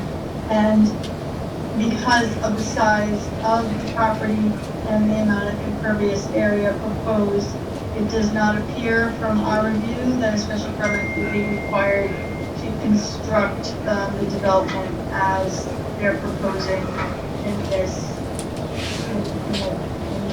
design that they submitted. Page 6, we review the subdivision rules and regulations and the various waivers. Do you want me to go through those waivers quickly so that it's out loud, or would that be useful? Kind of hit upon them one by one? Yeah, why don't we run through them, other than, if we're talking about map scales, I don't care, but. Yeah, no, there's various waivers, so, section 5.3 and 5.6, the applicant has requested to allow 1 4-foot wide sidewalk instead of 2, and that is, we would not have any objection to that because it would be reducing impervious area, which from a stormwater point of view, we like to encourage, though we do think 1 sidewalk is necessary for the traffic, the pedestrian traffic, so that we would defer approval to the planning board. Section 5.3 is to allow 1 wide 4-inch Cape Cod berms instead of a sloped granite curb. Our concern with the Cape Cod berms is that they can be damaged by the snow plows, so if these roads are going to be taken over by the town, we would recommend that the DPW be, kind of ask their opinion, because if they're going to be plowing them, are these going to get destroyed with their Cape Cod berms compared to granite that could get hit by the snow plows, and then somebody's going to have to repair those going forward. Many communities have Cape Cod berms, so it's not an issue, but it is a waiver that's being requested. Section 5.4.e is regarding the 50-foot approach, not greater than 1%, as you talked about previously. And there is that one section, there is a concern of icing when it comes down that close. So I heard the applicant was going to be reviewing that and probably making some adjustments on that end. Section 5.4.c is to allow fill greater than 8 feet within the right of way, and this is associated with the wetland crossing. And so we don't have any objections for this particular area, and we probably would defer to the Conservation Commission because it is a fill within a wetland. We kind of come back around and talk about this crossing later on in our letter, so hold on that thought. Section 5.4.c also requests to provide 50-foot of vertical curb length. That doesn't sound right, but maybe there.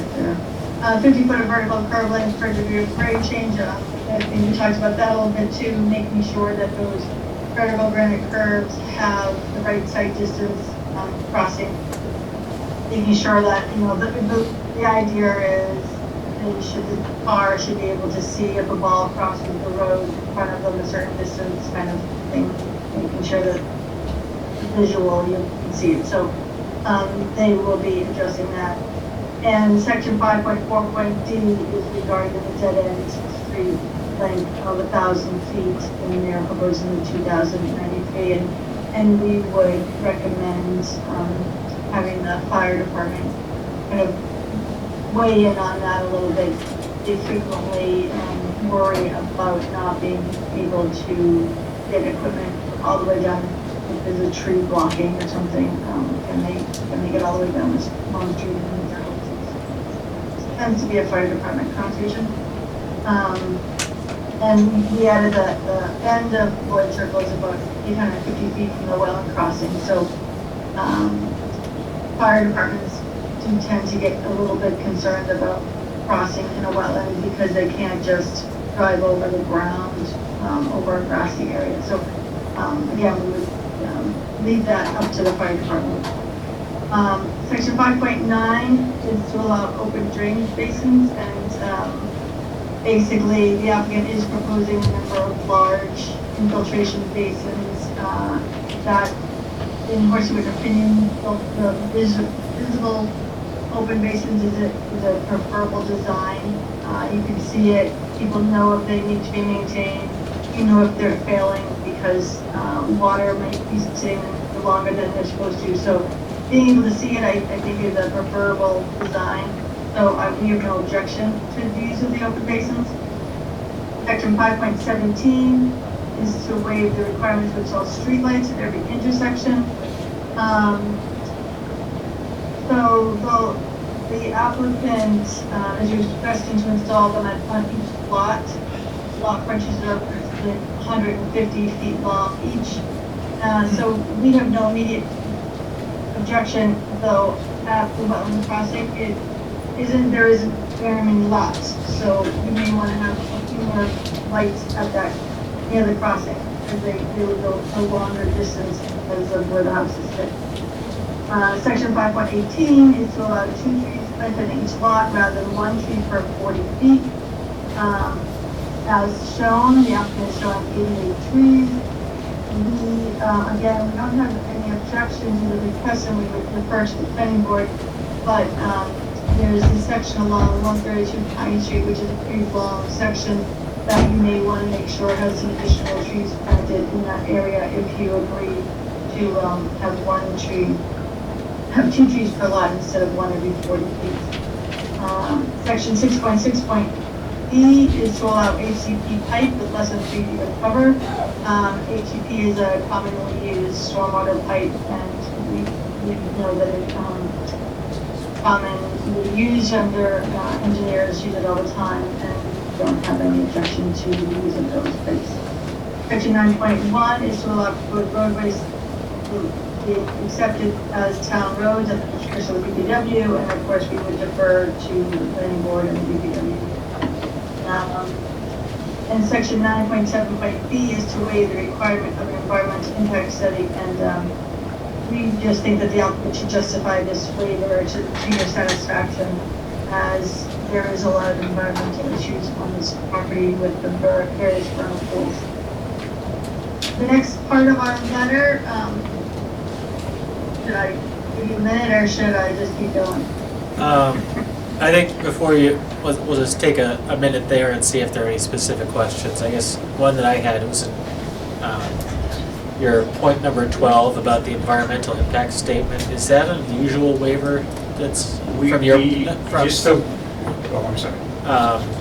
Janet, is that a request that you see as unusual in your data? It really, it's requested because it's work, and so yes, applicants request it frequently, but it's certainly up to the town planning board if this is an area that you feel, I mean, because they are proposing as much open space as they are protecting a good amount of the wildlife and the vernal pools that are out there. So you may feel like they have kind of done their due diligence on that regard, but understanding the wildlife and the various, I mean, it's a residential subdivision, it's not a power plant or something. So they're not going to have air quality issues, they're not going to have gas emissions. They are going to impact a number of trees and potential wildlife. That's what they'll be talking about. And Bob, I'll let you just give a quick comment on that point only. And I could have saved some effort there. We're drawing that waiver request, and Claire is actually fronting, that's being put together right now. Okay then, I apologize, I should have let you know. No problem, no problem, I didn't know. Okay. Does any members of the board have any specific questions for Horsley Witten in relation to the first part of their review letter? Or do we want to have Janet continue with the second half? Good with continue. I think silence is approval, Janet, so. Okay, so stormwater is really always my favorite part. And I must admit that the applicant has provided a very clean stormwater review package to be reviewed, which we definitely appreciate. Because not everybody does, but there are multiple design points basically going up to the various basins that they are proposing. They have a number of large infiltration basins, and as I noted before, they're visible surface ones.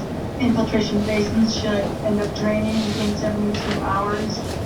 So it's very obvious if they're failing, if the design wasn't right, or if they get full of sediment over time, because you will see water in them for longer than 72 hours, and that's the time when you know that somebody's supposed to go and clean it out or clean out the 4 bays. They propose 4 bays in front of all of them, which is also definitely needed and appreciated, that we didn't have to ask for them. They were sized adequately. So they're proposing a closed drainage system, and those pipes are all, the catch basins and the manholes are piped 4 bays that go into infiltration basins.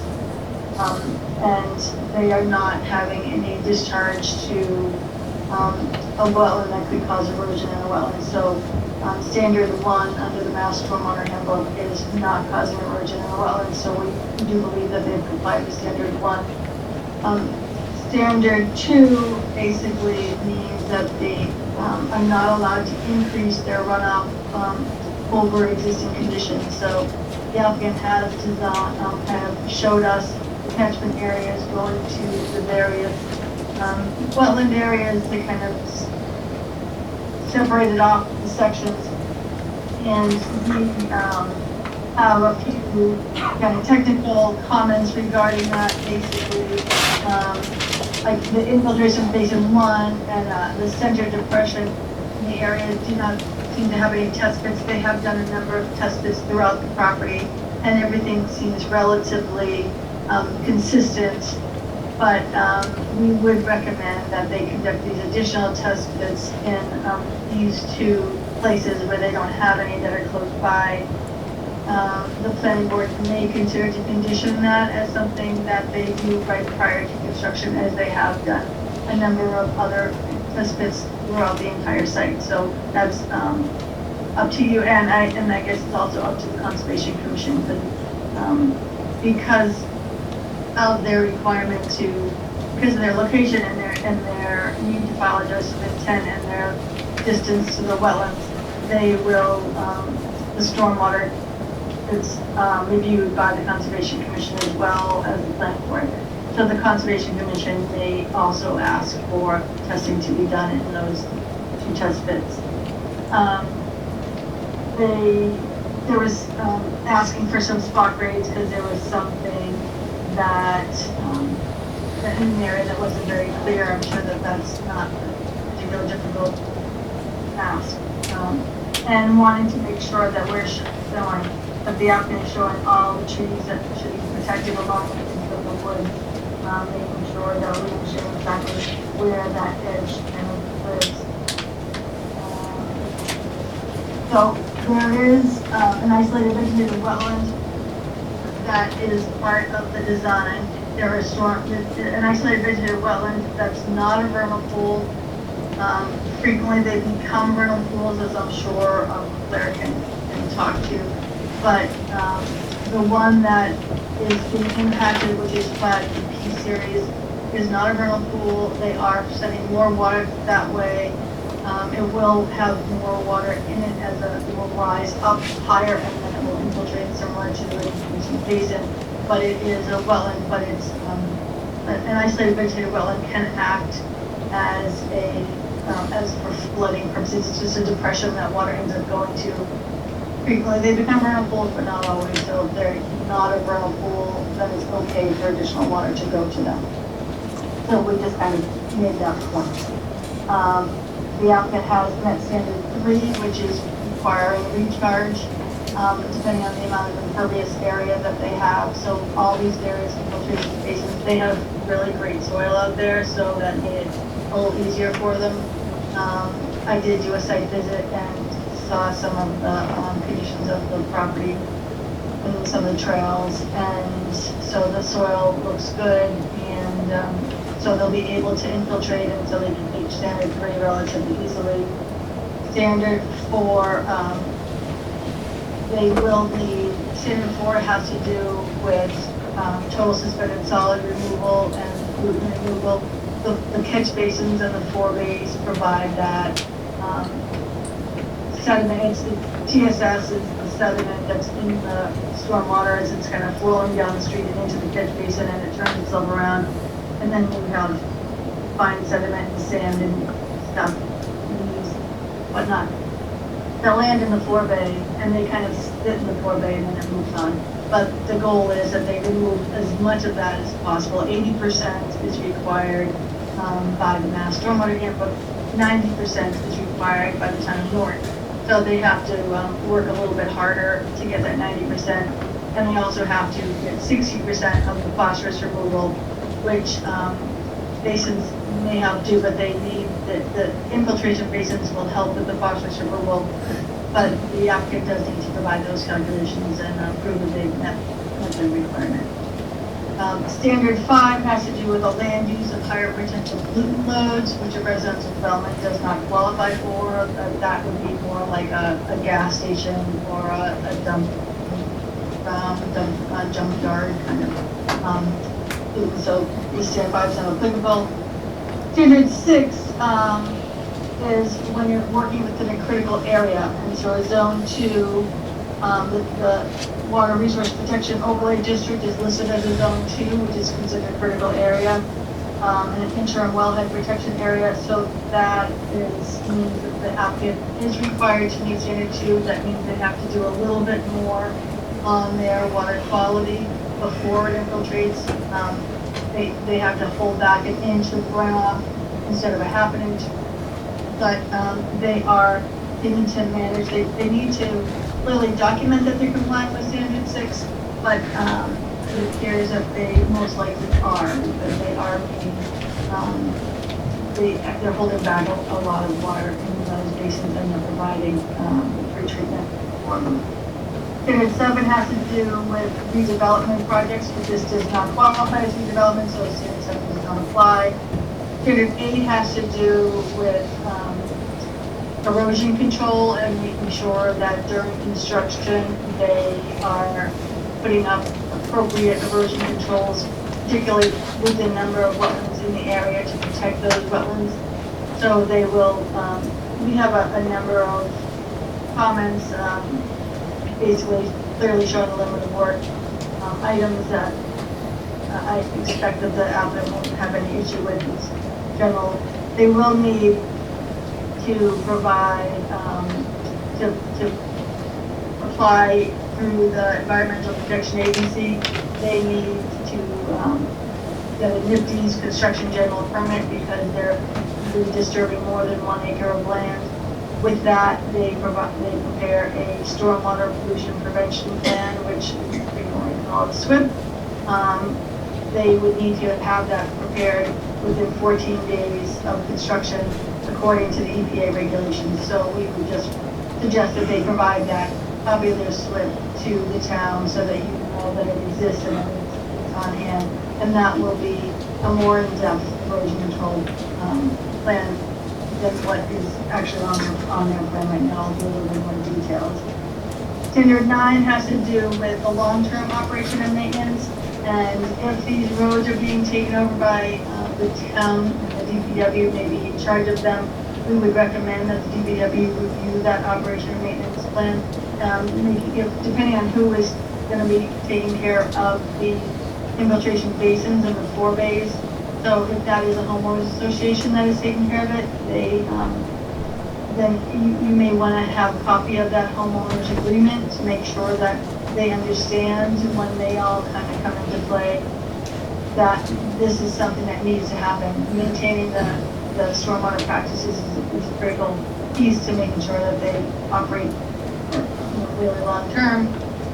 That they should be able to operate for 30, 40, 50 years without a problem if they are maintained properly all the way along and they have their pre-treatment going towards them.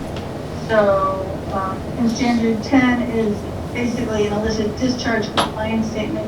It is typically signed by the property owner. The idea of this illicit discharge statement is basically, it's kind of putting the owner on notice to say, you knew that you weren't supposed to discharge anything illegally into the stormwater system. No washing machines, no dishwashers, no sewer systems. Nothing goes into that stormwater system. Frequently the engineers sign it, but the engineers are not the ones that need to sign it. The property owner is the important person to kind of just make sure that they understand this is out there and they've agreed, yes, I understand that I'm not allowed to do that. The next part of our letter is the preliminary wetlands comments that my colleague Amy Wall has put together. She will also be reviewing the notice of intent.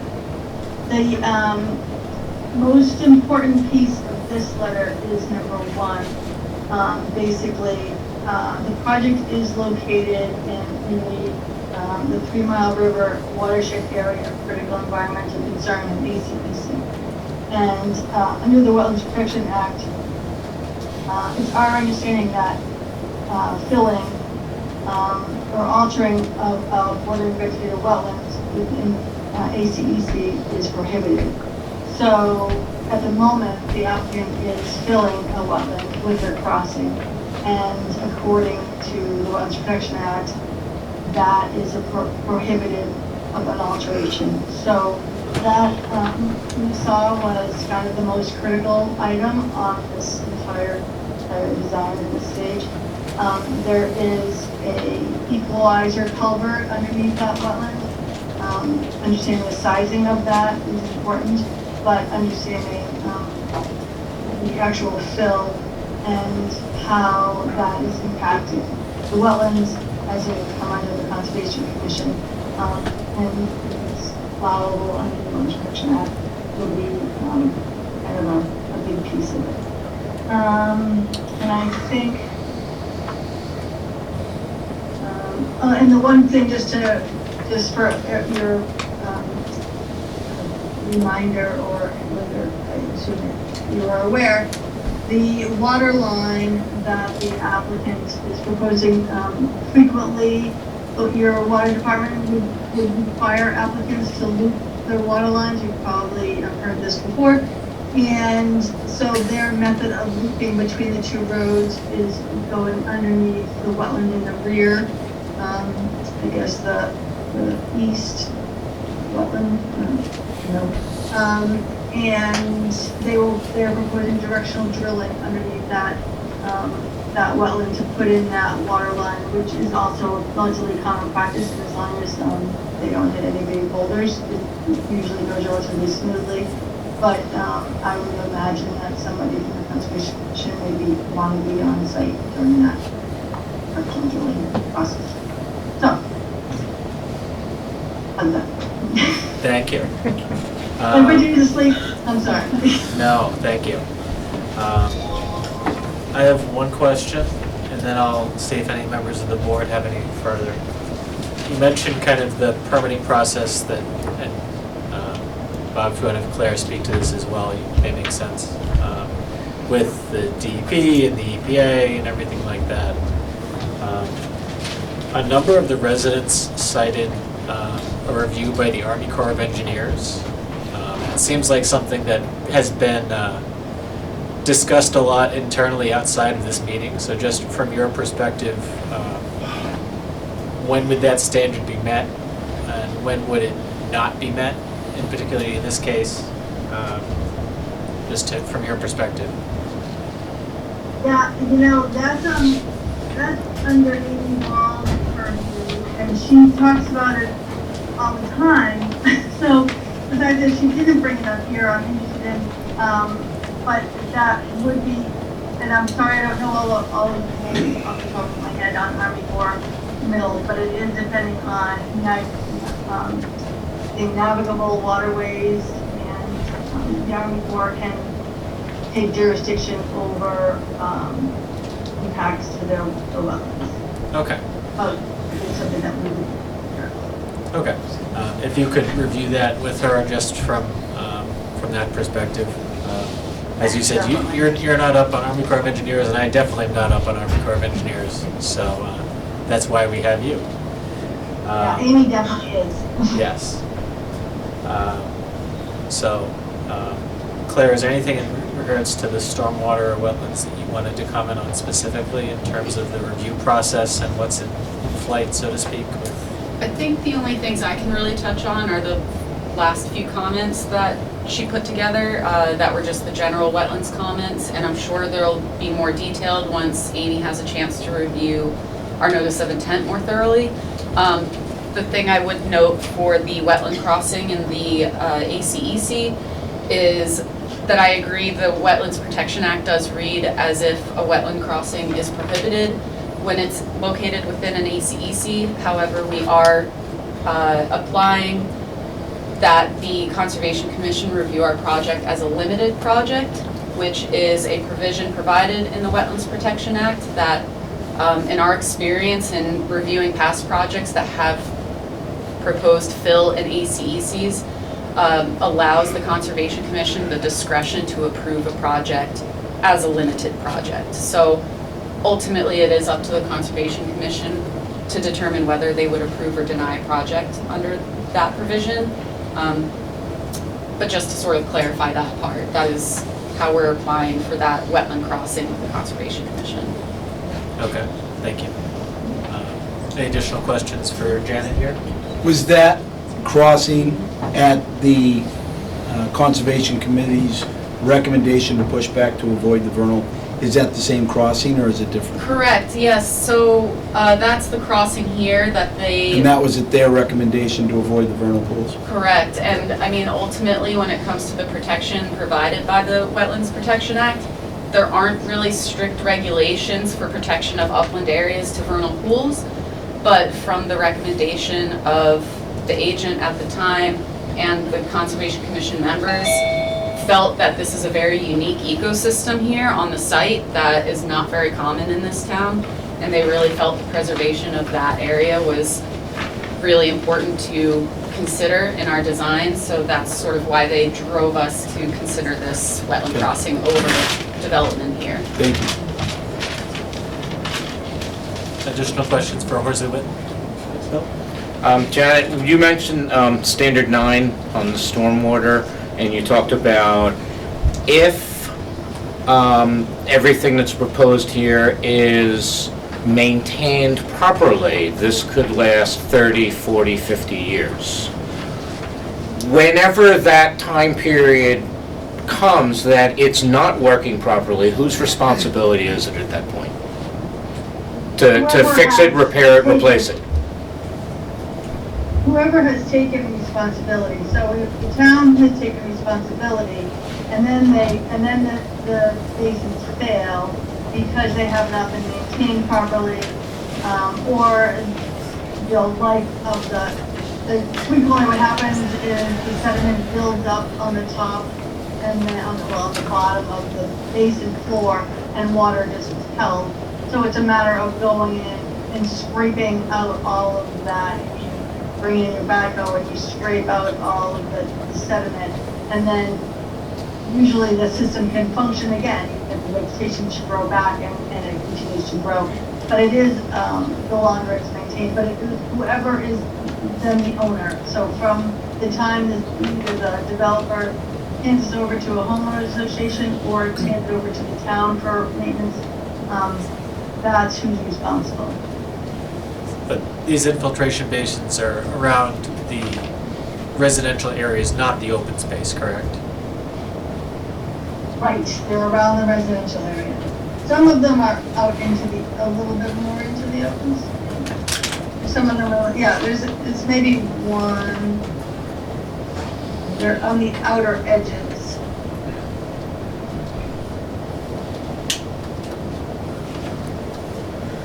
But they're like, some of them are in the open space and they're on the outer edges of the residential development. Okay, thank you. Thank you. I think we can look at this as the plan set is revised, but I think it may make sense to make sure that all of the things that need to be maintained are on the property under the homeowners association, rather than who owns that one? Because I hate that game. Anyone else have additional questions for Horsley and Witten? Otherwise, I'm going to talk logistics, so.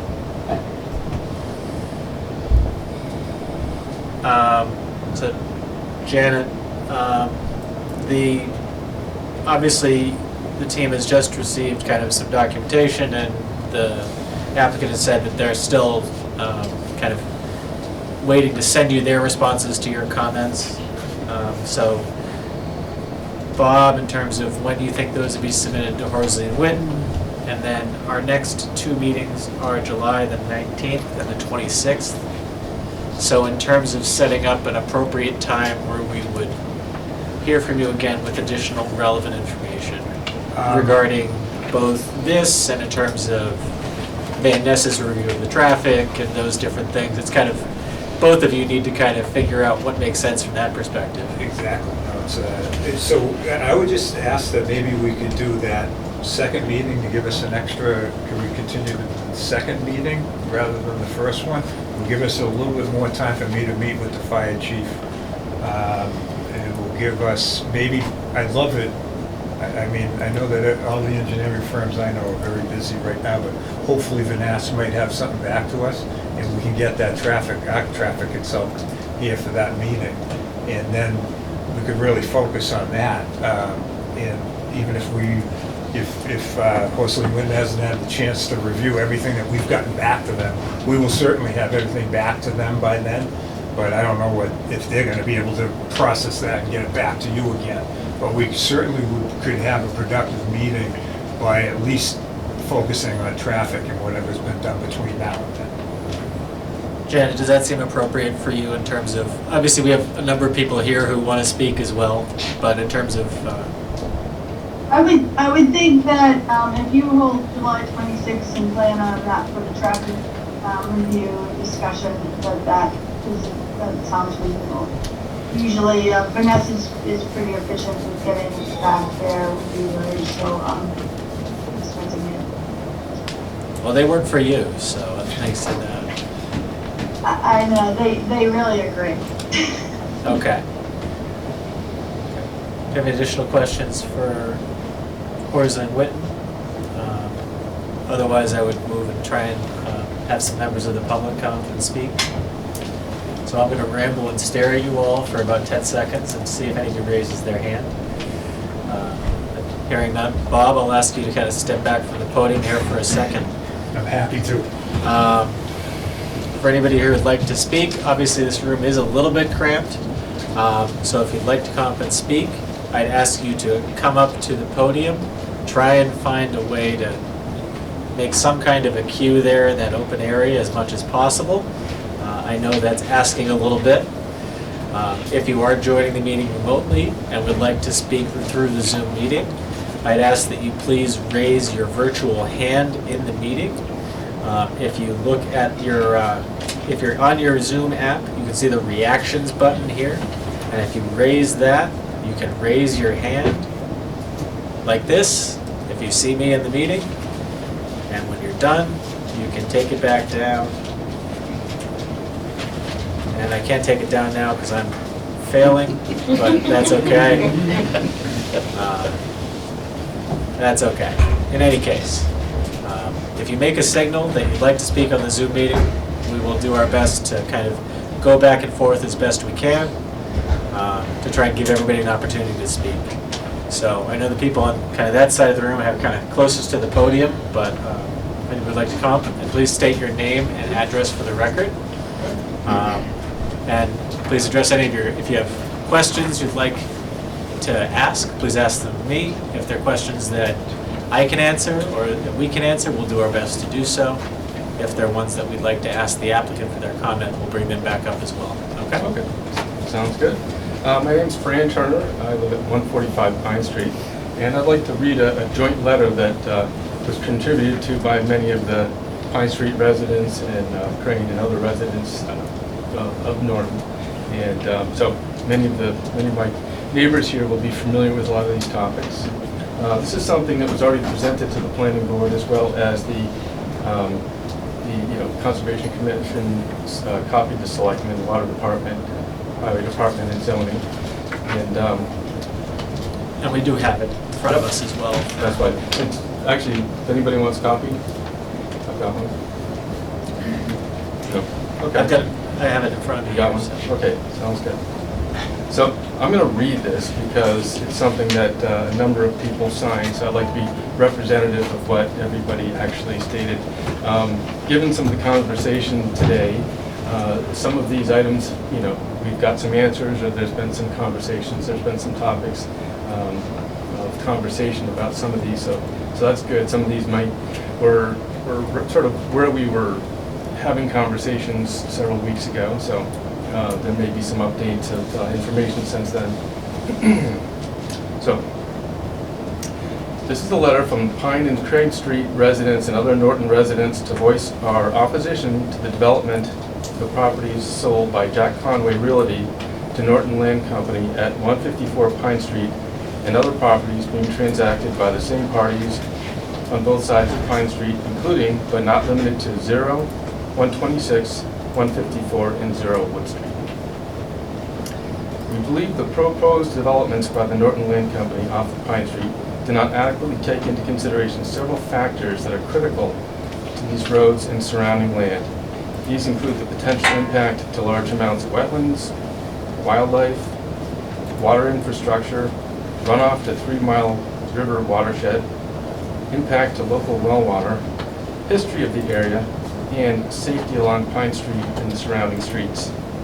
The proposed plans also request numerous waivers that we agree need to be better understood before any approvals to develop should be granted. We're asking the Norton Planning Board and Conservation Commission's help to provide guidance on these following list of residents' concerns. So, in the interest of trying to keep things a little compartmentalized, we actually came up with several different concerns or topics. There's 15 of them, so I hope everybody's comfortable. I tried to, where possible, address them to either the Planning Board or the Conservation Commission. I think the vast majority are planning, so, but I'm going to read the other ones anyway. I think they're relevant. If they're not, please let me know. I think that we'd like to hear all of them, please. Excellent. I'm sure these folks do. And you may as well. Following is a list of residents' concerns regarding the proposed Balfour Farm development and other proposed housing developments by the Norton Land Company along Pine Street. This is, as reflected, some of the other developments that are just not the one in the additional ones that are not necessarily brought before the planning board. But that's what I'm talking about here. Not all may be within the domain of the Planning Board or Conservation Commission. In these cases, request that you help identify the correct agency to address these issues where possible. So if we have something and you say, well, that's a good point, but it's not us, if you can let us know who that might be, that we certainly appreciate that, so we can know who to address that to. Number one, from the Planning Board public hearing notice, the applicant is requesting a special permit to allow a residential cluster subdivision. Many of the residents of Pine Street have discussed this, and we agree we are opposed to the approval of the special permit or any other changes to the zoning that would allow cluster housing. And I know we discussed that a little bit earlier. We believe that this would also set a precedent for other potentially developable land along Pine Street and in the area of Norton. Request the zoning board not approve a change to the current zoning. I'm going to pause for each of these to see if you'd like to make any questions or comments. I think we covered it a little bit at the beginning, that it's not asking for a zoning change, it's something that is existing under the bylaw. Okay. There are other clusters in town, the Estates of Norton is a cluster. Okay. So there's a couple around town. But yeah, it's something that we can review, but it is a special permit, which means that it's at our discretion to approve. Number 2, we understand that the developer is not necessarily entitled to build 44 homes until perk tests are completed and passed on each of the lots on the illustrative plan. The illustrative plan is the basis for the developer's cluster plan of 44 homes, and it's not realistic that all plots on the illustrative plan may pass the perk test. We request the planning board inform us of the actions being taken to determine if the 44 homes is the right number for this development, and including the results of the perk tests. Yeah, we talked about that a little bit earlier in terms of the lot lines and in terms of making sure that all of the 44 lots meet the requirements. Work on this is number 3. Work on 154 Pine project has already been done without approval, resulting in a stop work order. We ask what measures the planning board and conservation commission will put in place to provide adequate oversight of the proposed work to ensure compliance to rules, regulations, and agreements moving forward. I think we've covered that a little bit to a degree. I think part of a number of our standard conditions for any special permit or site plan govern the construction of the site in terms of erosion control, in terms of hours of operation, and if any of the building commissioner has the authority to step in if any of those are not being followed. Okay.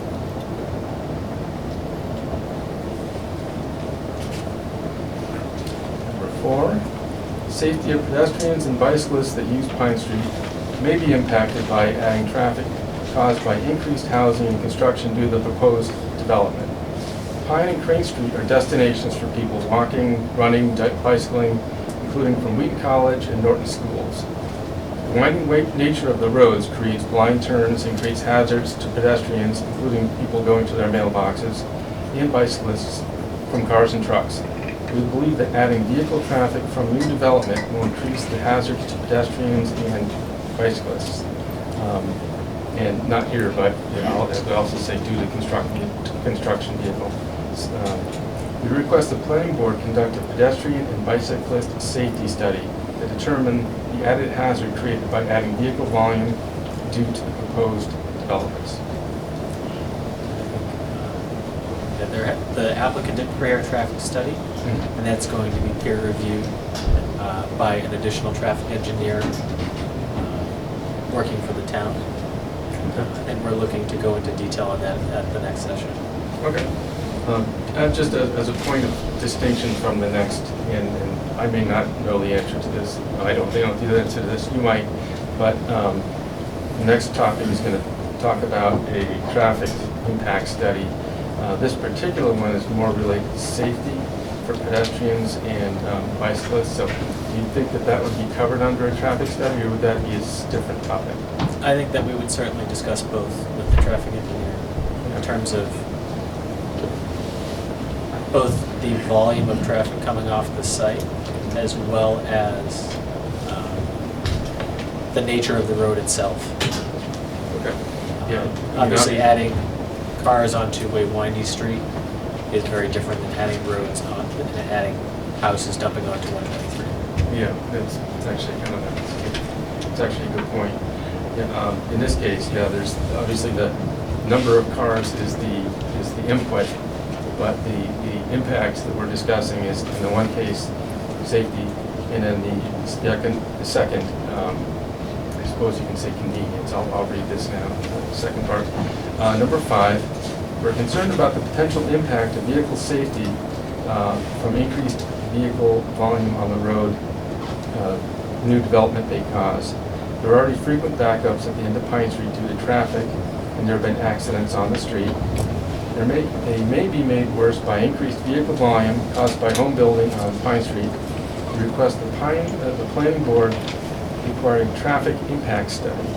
Please note, this will only be valid if done during the school year when Wheaton and LG North are attended. Pine and Crate Streets are also are already commute routes to and from Miles Standish Industrial Park, including from large trucks, and support traffic from 3 large trash haulers in the vicinity, including waste management, wind waste, and UMM.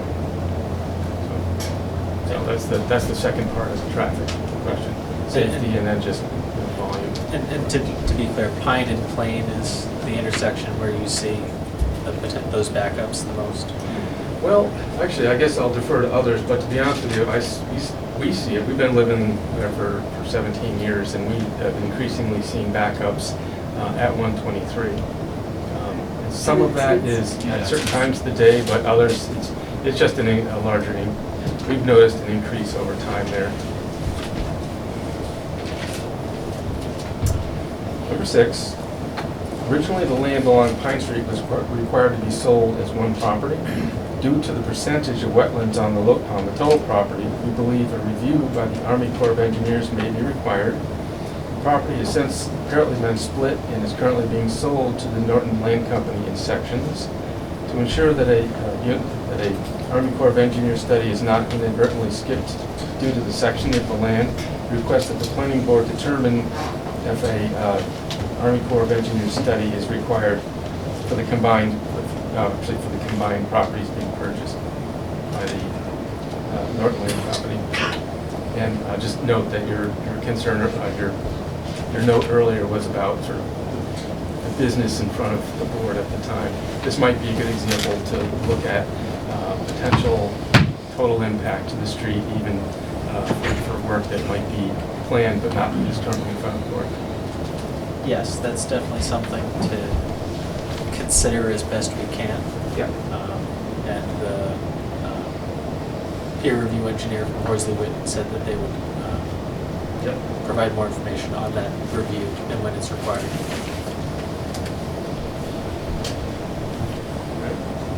Are you okay, Laura? Are you just stretching your legs? My back's hurt, that's all. I'm not used to sitting long, that long. Number 7, as noted on the plaque by the Water Department gate on Pine Street, this area has historical importance. To avoid inadvertent damage to potential historic sites, we request the Planning Board require a historical site study.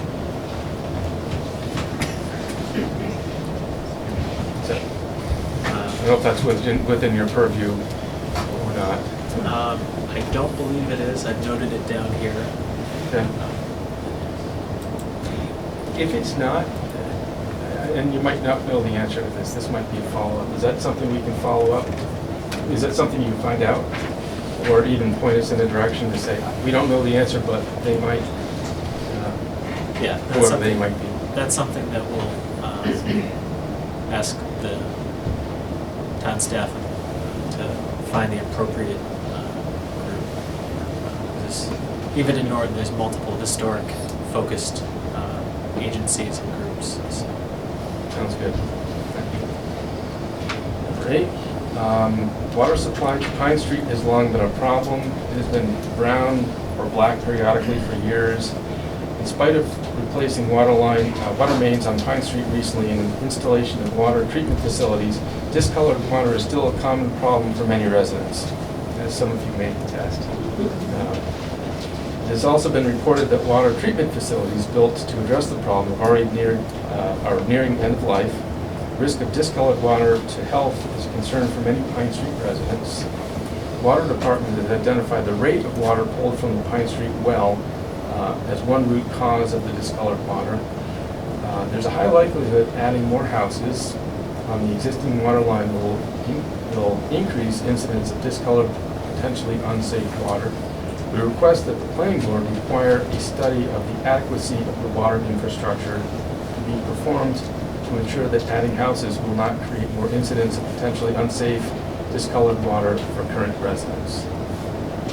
We also request the creation of a plan to define the responsibility of the developer and/or the town of Norton to make corrections for water issues that may result from this proposed development. I think that we would definitely be looking for written comments from the Water Department regarding this subject. Some of the concern there, I think, is that many of the been discussion with the water department by many of the residents, and I think the way, this is my comment, the way that the water department measures water safety is a little different than when there's some, they measure the, I don't know exactly what, I believe what they do is they take measurements from the well, average them, the wells, and average them. What we experience very often is if there's some kind of an event, everything in the lines gets stirred up and comes rushing into our homes. So I think while the information of the water department is correct, and I'm sure would be correct and not misleading in that way, residents actually also experience a difference. So I think that'd be worth taking note of as well. And I know there's additional potential well development happening in town with additional federal investment, federal money. So in terms of how all that plays together, I know that I'm not the person to give that complete answer. So, yeah. The part of this is just to understand if something happens, what recourse do we have as current residents, and if there's some kind of something that can be put in place in advance of any approvals. That's sort of the nature of this question. Number 9, the noise and disturbance of truck traffic during a build phase, should this development be approved to proceed, is a concern to residents. Trucks have already left a lot of dirt on sections of Pine Street, and while bringing in dirt, and have been a source of traffic and noise. We request the planning board put in place a requirement to moderate construction traffic on Pine Street and surrounding streets during the building phase and to limit hours of noise. Is that within your purview? yes. Okay. And if something like that was to occur, is that something that could be discussed, in cooperation with residents?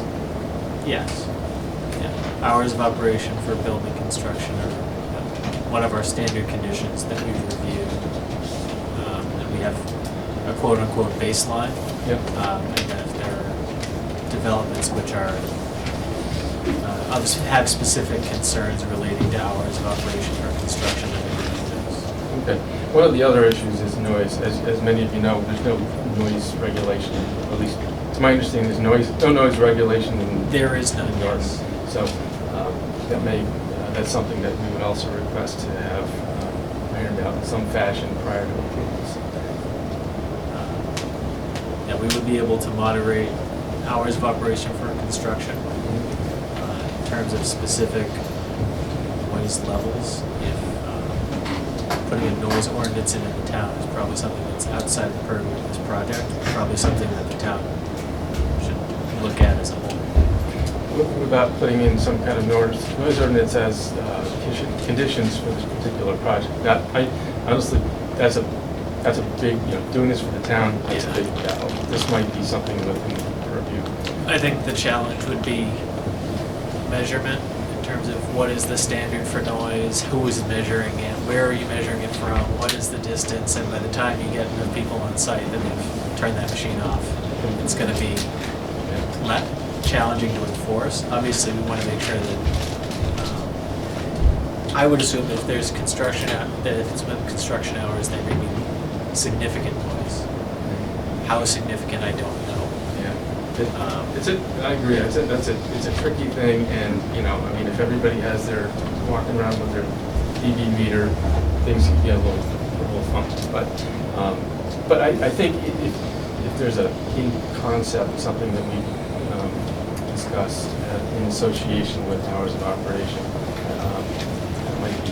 we would appreciate that. Yeah, potentially something where we can try and find a way to identify what are the potentially most disturbing aspects of construction and try to set additional hours on those or something like that. Sounds like a good start. Thanks, appreciate that. Number 10, maintaining adequate tree barrier between any new proposed construction and existing properties is important to Pine Street residents. We request that the planning board put in place a requirement to leave adequate forested area between existing the new proposed construction and existing and new proposed construction to address the following issues. A, loss of privacy in view to new construction. B, the desire to maintain the character of Pine Street and Crane Street, where there are most houses maintains woods between houses. And C, the safety hazard caused by inadvertent tree barriers inadequate tree barriers that can remove the windbreak protection to eastern white pines, causing them to be more easily blown over. This is something we've actually experienced with, not any malign intent, but having, recently had some, I think one of our neighbors built most recently, it was 10 years ago. But since then, we had several trees down. I spoke to an arborist and found that same issue that he explained. Yep, when new construction, if there's not an adequate barrier, oftentimes that it weakens the windbreak. So those are three requests to leave adequate space, tree space between new and existing properties. Landscaping and screening is definitely part of what we would look through as the review of this project. Yes. Yep, and it was mentioned earlier that, I forget exactly what the space is currently, but I think there was a discussion there as well. 11, the initial wetland study reveals a large percentage of wetlands and some vernal pools on the property. We spec 44 homes. It's too large for the site due to the large percentage of identified wetlands, and request the Conservation Commission inform wetland residents at what stage a more detailed study should be done to determine the actual allowable number of homes on this property. Further request that the site include that work including tree cutting be prohibited until the number of houses on the site and final layout, if any, be agreed to. I know that one was addressed to the Conservation Commission, but I think hopefully it's relevant here. I'm sure I don't know if you do know the answer, but do you know the relationship between decisions about this made by the Conservation Commission as it affects the planning board? There's generally a dialogue between the two boards as things go back and forth. Figured. Does one precede the other? It depends on the project, and that is always a source of consternation, because each one wants the other one to be done before they act. Well imagined. Okay. So that's something that I think we would bring up with the planning board, but I'm sorry, the Conservation Commission. But yes, the nature of that is to prevent tree cutting occurred before those decisions are made. Number 12, at least one stream and one pond on or adjacent to the Balfour Farm property feed into the 3 Mile River, which is part of the 3 Mile River Watershed, ACEC. The proposed Balfour Farm development is also very close to one Norton well and an area being studied for the installation of additional wells. Request the Conservation Commission confirm if a study will be done to determine the impact on 3 Mile River, ACEC, and Norton wells from this proposed development, and to know what agency would perform that study. I think that was just discussed. Yep. Okay. And who can find out more information? That's part of the review process with Concom and with Horseywood. Okay. So that information will come through Concom. We'll probably see it as well. Yep.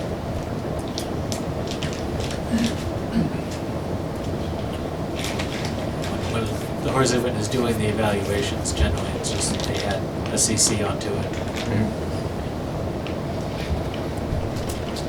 This Balfour Farm land has been vacant and untouched for over 15 years. The land with this acreage in this condition is rare in southeastern Massachusetts.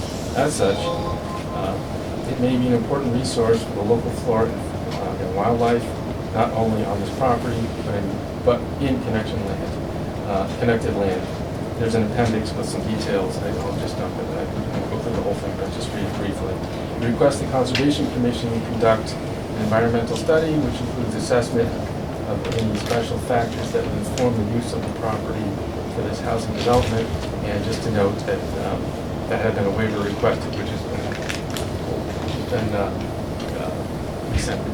So So that environmental study's gonna go forward. Actually, I'll skip the details, but it just notes that this is an uncommon area. The field itself has just a large number of flora and fauna. Look, neighbors have seen quite a number of animals, varied animals in this area. Deer, turkeys, snapping turtles, painted turtles, owls, bats, spotted salamanders, and with migratory concerns there. Frogs, toads, otters, foxes, coyotes, hawks, blue herons, Canadian geese, mallards, wood ducks. Somebody I think just saw them, but gander not too long. I don't know. This is not a comprehensive list. The field itself is covered, or was covered, with high-density milkweed plants. Milkweeds are known to support for monarch butterflies and an important food source for many pollinators. We'd like to ask the Conservation Commission if this is a habitat that requires further study. And the property connected to other spaces and woodlands in this area, that connects other spaces. Residents would like to know if the function of this property as a wildlife corridor requires further study. And so just sharing these topics, these big topics we'd like to bring up with the Concom. Perfect. Number 14, wildlife, including turtles, frogs, snakes, squirrels, chipmunks, bunnies, and other animals are occasionally killed by cars on Pine Street due to the wooded nature of this area. Incidents of wildlife strikes are higher where the streams cross the road, and adding to the number of cars and construction vehicles on Pine Street may add to the wildlife strikes. This is a hazard to wildlife and frankly is disturbing to residents. Request that the planning board put in place adequate measures to prevent an increase in wildlife vehicle strikes on Pine Street and Crane Street due to additional vehicle volumes through this proposed development.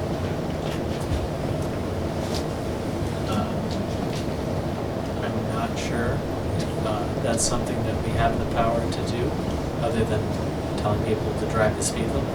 That might be helpful. If there are specific concepts that you have that you'd like us to review, we're happy to do so. Fair answer. Can't say as I know the answer to it myself, but it is a concern, and there's I think a reasonable cause and effect that we can draw here. Yeah. But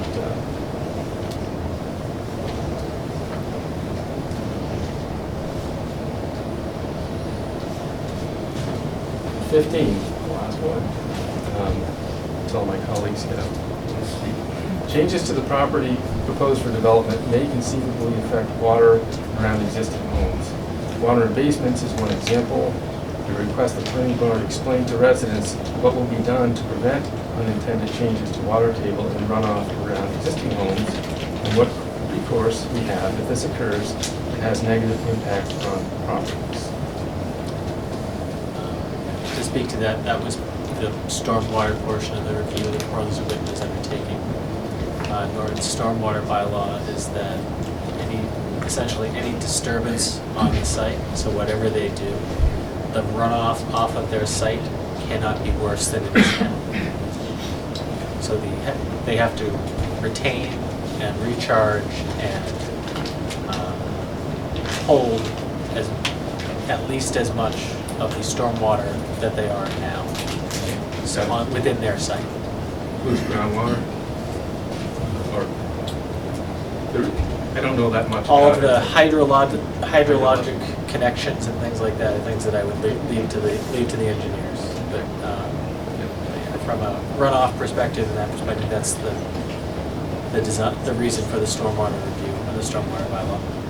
This is something that we actually experienced in our previous home where somebody did some work locally and everybody's septic systems failed on the line. So, not saying it's not going to be done adequately. I just sort of a life experience that my wife and I had. So it's a kind of lesson learned, I think. Understood. Okay. In summary, we request the Planning Board and Conservation Commission withhold any and all approvals to proceed with development, including tree cutting, until the above concerns are addressed and communicated to the signatures of this letter. One concern that I think, or one topic, just in closing, is that there's a lot of information here, and there's a lot of information being brought up by the developer, and my neighbors are gonna have a lot of information and concerns as well.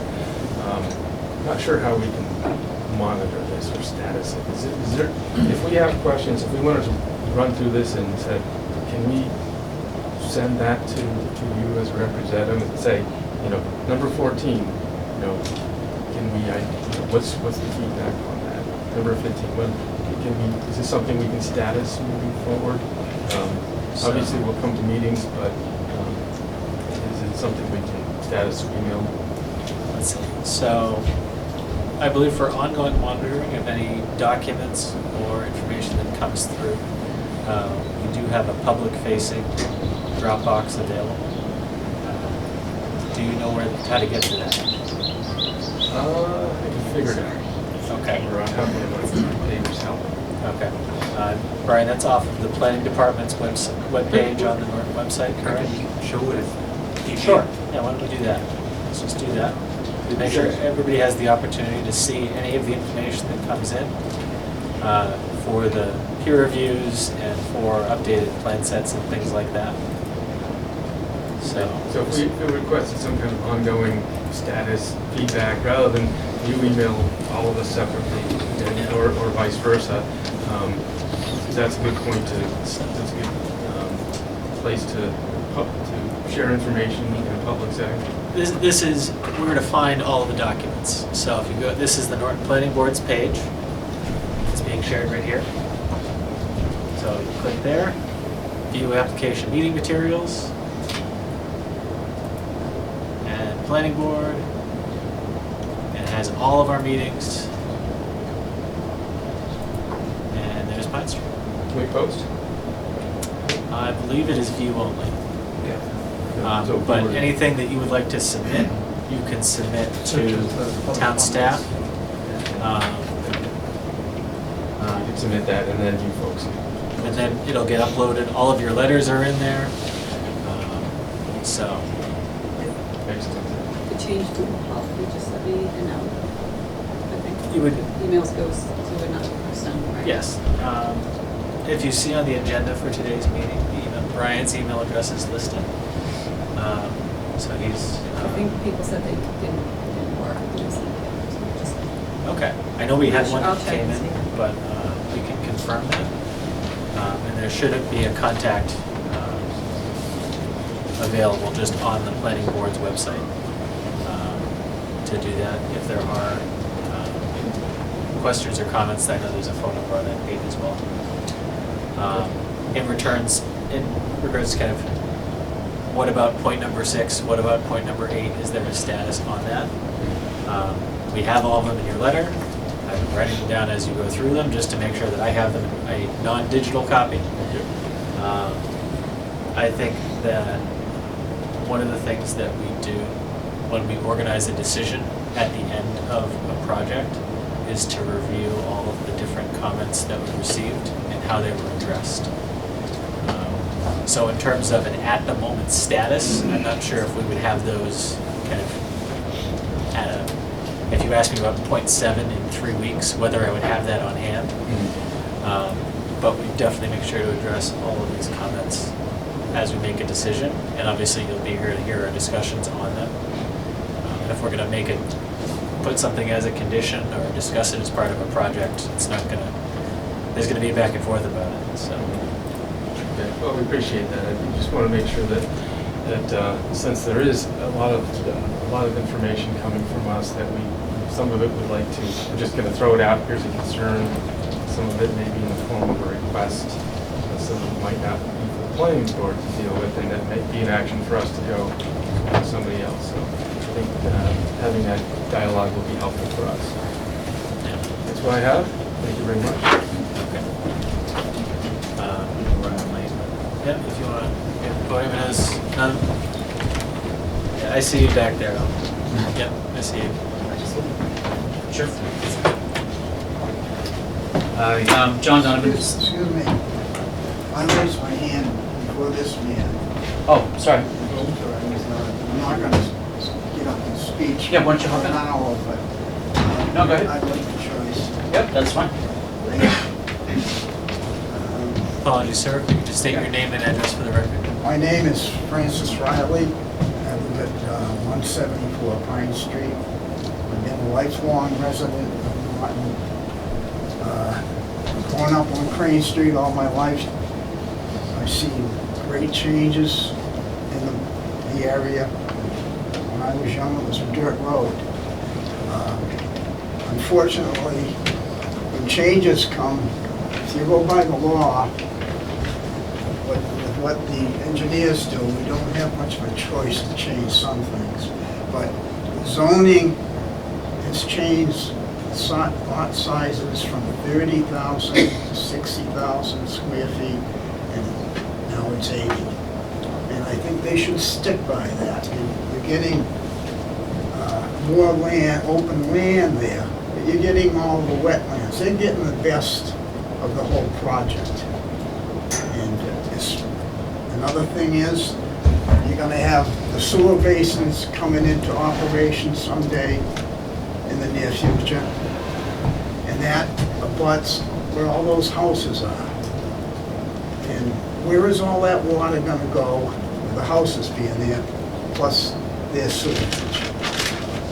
So that's gotta be taken into account. I don't think there's been any studies in regards to that with this project. Am I correct? In regards to stormwater runoff? No, as far as the sewer basins and the amount of water that is gonna be discharged from that Okay.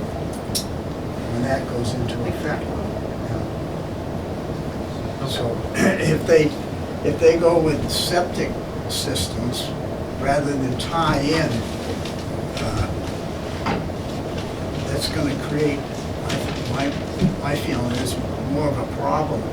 If they tied it in right away into the sewer line that's where the bike path is, the proposed bike path is gonna go right to the plant, rather than 10 or 15 years down the road, say, well, everybody that has septic systems gotta go into the sewerage. Do it. If you're gonna do it, you do it when you're making the project. And it's gonna, in the long run, it's gonna save money. And that area is all a floodplain area too, isn't it? Right. So, I just think that they're giving you, the buy-off of cutting down the square footage of your lot is, I totally don't agree with it. These people, everybody here that has a newer house has the 80,000 square foot lot, and it should stay that way. So that's my opinion. Thank you very much. Okay, thank you.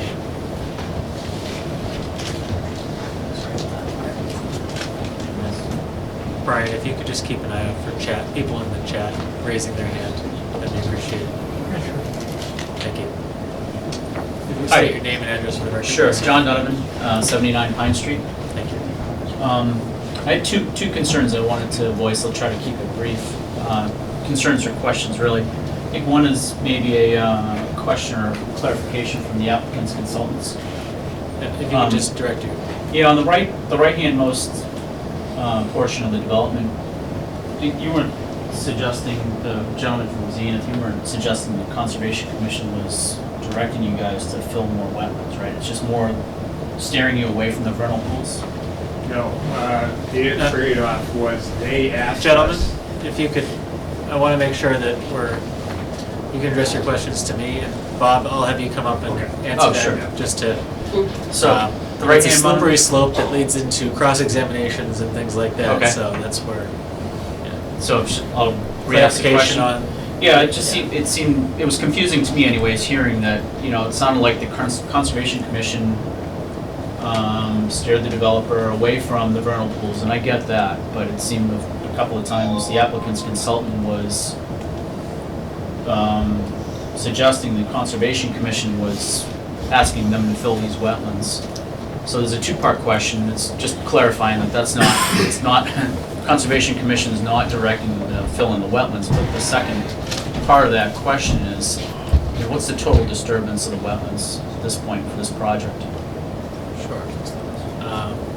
I'll let the applicant come up and answer in a bit, but I think what, as it was described earlier, the original plan was to go up to the borders of the vernal pools. Right.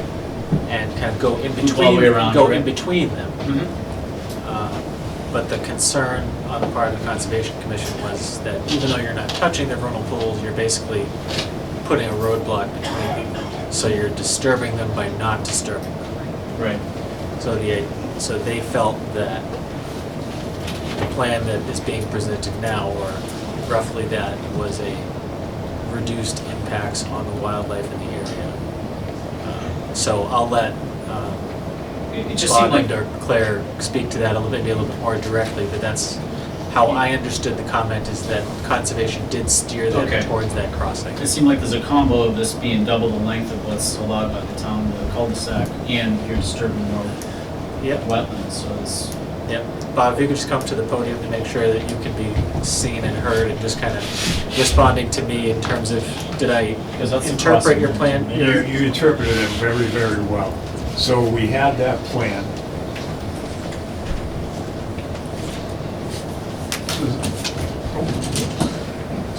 Easel did. Almost Brian. This is our original layout, right, as I mentioned. The Conservation Commission, the agent came to us and said, I'm concerned, you have no wetlands impacts here, but I'm concerned about the proximity that you are to all these gray areas of vernal pools. Right. And she was concerned about migratory patterns between them. Apparently, and Claire could probably elaborate on this better than I could, but critters that form in the vernal pools like to move between them. She came to us and said, would you consider doing a wetlands crossing here, which is filling wetlands, and utilizing this area instead of this area? This area is much more important to us. So that's one of the main reasons why we did that informal meeting with the Conservation Commission. We wanted to make sure the entire Conservation Right. Commission was on board with that, Yeah. not just the agent. And they were. They all unanimously directed us to cross a wetland, fill it, I believe it's, what is it, 4,600 square feet of, well, approximately 4,600 square feet of fill in this wetland area in order to be able to pull back on So that. what's the total disturbance now 4,600 square feet. of wetlands? That's the only That's it. disturbance? There's no wetlands. We had zero. This original plan had zero. Okay. But we were asked to do that, so that's why we changed that whole design. Okay, but now there's other concern that you're gonna try to address about the wetlands crossing was raised by Horsley. It was, That'll be something that they have to They have to address. address. Yeah, we with the- will. And- Okay. And Claire is very certain that the way that she's permitting it is allowed and totally legal. As far as the Army Corps of Engineers is concerned, they get involved when you get over 5,000 square feet of wetlands. So it's just under? Just So we're under under threshold? We told the agent that we were not willing to go to that level of permit. It's not just the Army Corps, but then you have to go to DEP too. Right. Once you go over 5,000. So we said if we can't do this in under 5,000, we're not going to consider So the doing this. current one is under the threshold? is what Yeah, you're saying. exactly. Okay. It had to be, or else it would have it just would have made it a mess and years and years down the line to make it happen. Okay, great. Thanks for that clarification. The other concern, just to keep it brief, is it just seemed like the applicant had three pre-construction or construction-related activities that were performed, seemed like without the planning board's approval, and I'm not sure if they consulted with the Conservation Commission or not, but the buildings removed or demolished, trees removed. Seemed like there was a debate about that, but at the very least it was clearing and roadways created. And then the stockpiling with no erosion and sediment control measures implemented. The concern here that I have, and my neighbors as well, is, if this project gets approved, what reassurances would we have from the planning board that any of these permit conditions are gonna be enforced and adhered to? So it seems like, not even, before they even get approval, they're going out and doing pre-construction, construction-related activities, so I mean, what reassurances could we get from you guys that that's gonna be enforced? I can only speak for myself in terms of how obviously we have to review every application that comes in, and an applicant's history comes with it. And in terms of the conditions that we set, the building commissioner is the enforcing authority, and if they don't like what's going on, they can shut everything down. And they'll have inspectors throughout the duration of construction that are gonna monitor progress in permit conditions? There are generally specific points that are inspected and then that they're brought in at various. Okay. Yeah. All right, yeah, thank you for that. And then lastly is the traffic study and then noise study. Is that gonna, we haven't seen the traffic study yet, but that's for construction traffic as well as normal permanent traffic, and then ditto for the noise? Is that gonna be for construction noise and? I believe the traffic study is just in terms of what the site would represent in terms of Final traffic. Why wouldn't construction traffic be included as well? Construction traffic would be part of the construction review rather than the traffic flow and volume out of the site. So we would request that a construction traffic study be performed as well, given the nature of the roadway, and we're, as you can see, that's one of our primary concerns here is that traffic, whether it's more cars during, post-development, post-construction, but then construction activity too. Should all be considered, should all be considerations of the planning board. That's our request. Thank you. All right, thanks.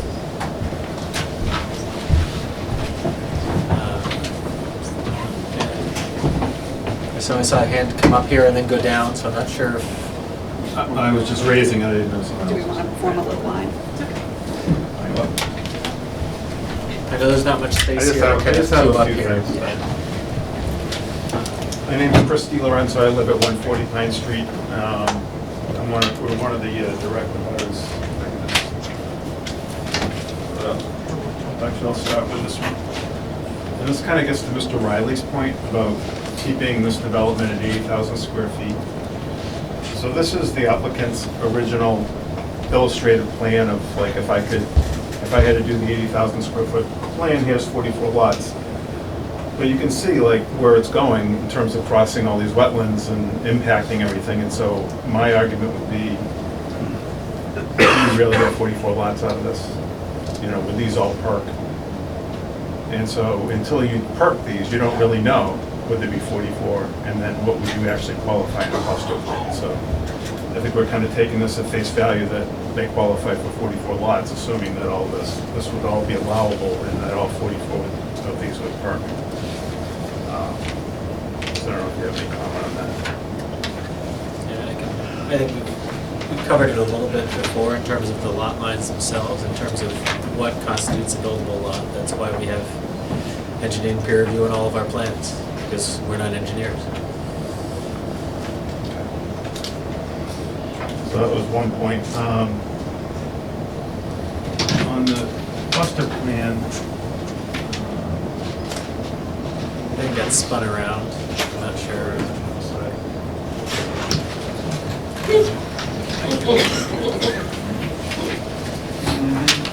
All the technology in the world.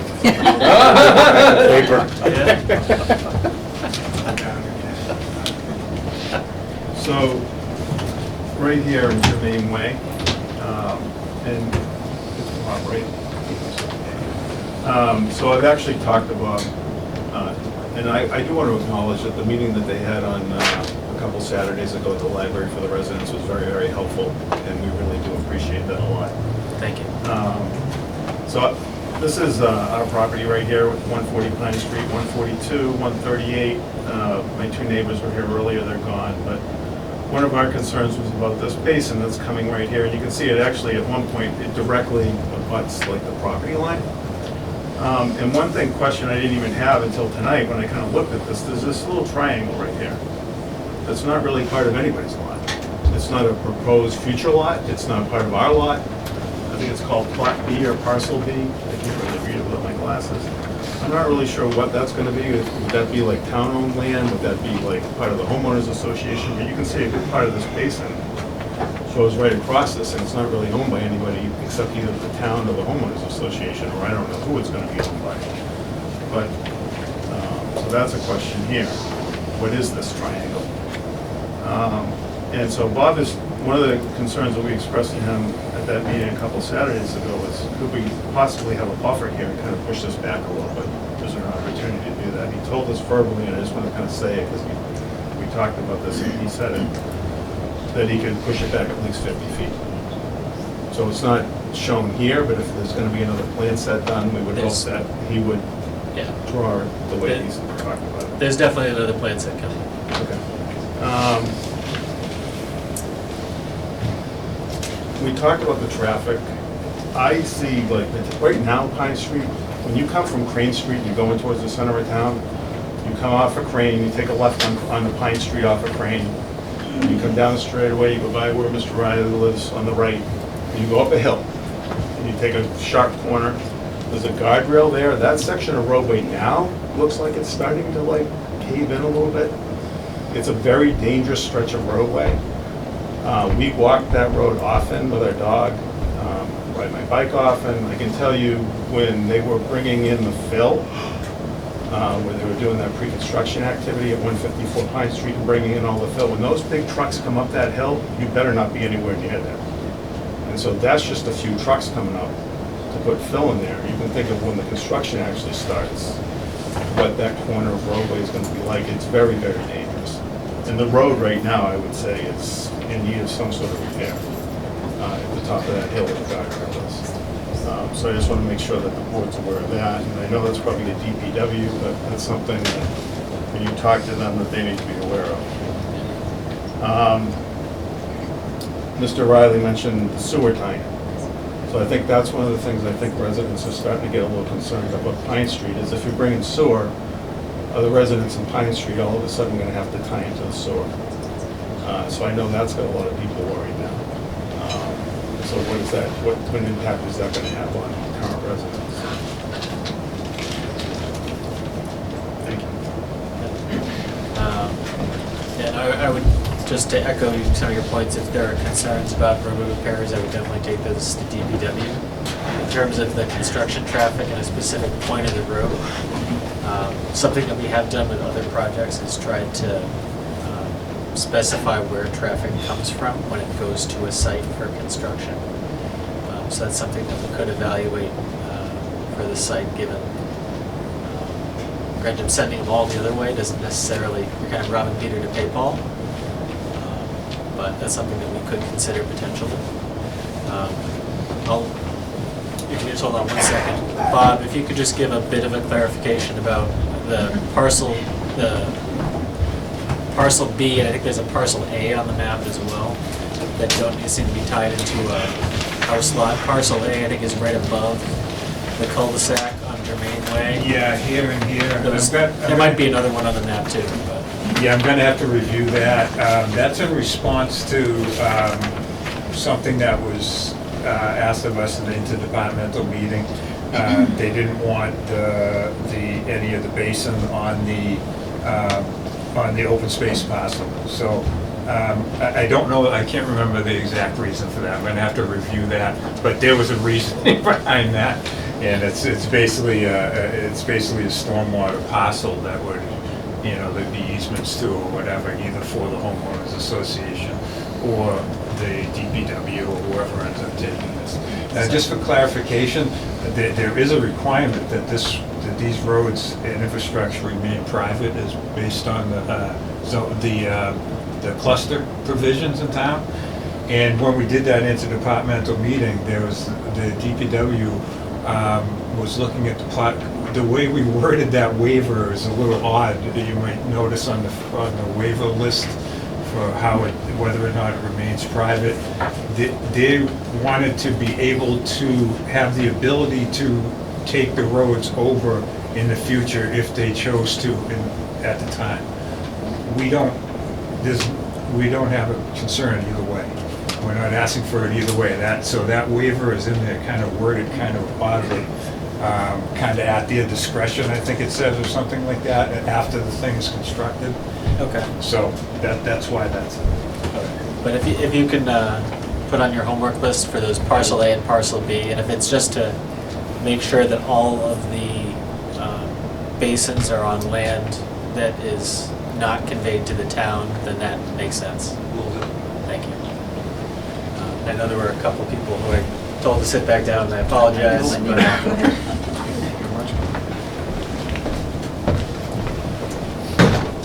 Apologies there, Jared. I walk right into the TV.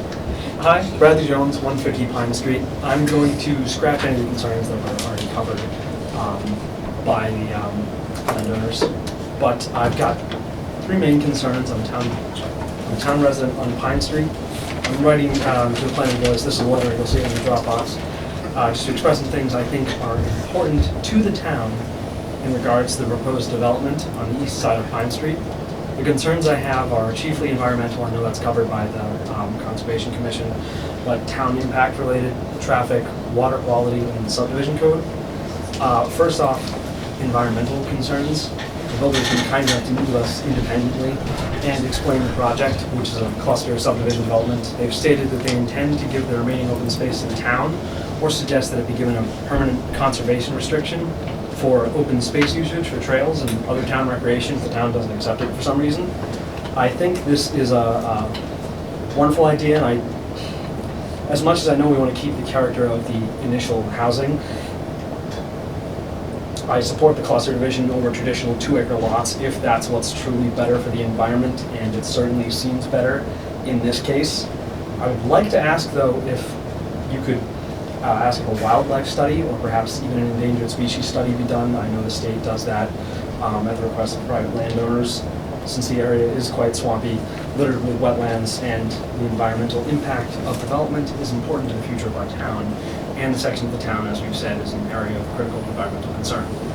And also, since it's on the 3-mile watershed, I'm not sure if perhaps you might, the consultant might be able to address this, but the area doesn't seem significantly different to me from the area just downriver in the 3-mile watershed that is an area of, is an environmental protected area for endangered species. I'm just curious why this area isn't potentially a home for endangered species, and why a study isn't perhaps necessary to determine that. I know that it was one of the initial waivers for the project that they were not going to complete an environmental impact statement, but as they said earlier, that is going to be prepared. And I think that conservation is reviewing all of the ACEC and all of those items as part of the notice of intent. So. Okay. Thank you. So on town impact, the proposed addition of 44 houses isn't the most significant development we've ever added to Norton, but it would still use town resources like fire, police, and school districts, and it could be a strain in some areas. Since the development's not the only proposed development on Pine Street, the impact to town services should be carefully considered due to the burden it could cause the town. Increased EMS response time on long dead-end streets like the proposed Lloyd Way, and possible safety issues in the winter with the addition of the 2 proposed streets on Pine Street's windy back roads, one opposite blind turn. So we already talked that quite a lot, but just really keep that in mind, because you really can't overstress how much of a death corner that is. That corner is petrifying in a regular car, let alone the trucks. Traffic's a police department issue, but I do think it's important the planning board ensures that the traffic study being done accounts for variables like lack of college attendance during the summer and proper methodology for ensuring a fair count of traffic on a usual day, because I believe that was done down by 154, which does not really account for, I think, a lot of our concerns around the impact towards the fairly dangerous intersection. Yeah, those other towns. Water quality is a water and sewer department issue, but given the depths of the problems Pine Street residents have had with water and the potential addition of more than 44 homes to the street, given the other properties, the water quality should be considered important by the entire town. Given the continued growth of the town and potential for additional development on the other side of Pine Street, the water from well 1 will continue to be needed for the foreseeable future. Well 1 consistently puts out brown water, which multiple residents of Pine Street, as you've heard, have needed to install whole house filters to avoid the water being as brown as a piece of oak. It's fairly difficult to overstate the brown nature of the water. You literally cannot do a whitewash without a filter on the street. I don't know, we haven't likely made this obvious enough to the water and sewer department, we'll bring much of them obviously, but it's, I think it should be said just due to the severity of it. I think it's an impact to any potential residents of the developments as well, and we make developers aware. Lastly, on subdivision code, developers can be hands-on with the project and accommodating to residents. I simply think it important that as per subdivision code, that you just limit the impact as you can. You talked about limiting the hours of construction traffic, so that's fantastic. And just making sure there's a buffer. I think that is wonderful, and I just want to thank the committee for your time. Thank you.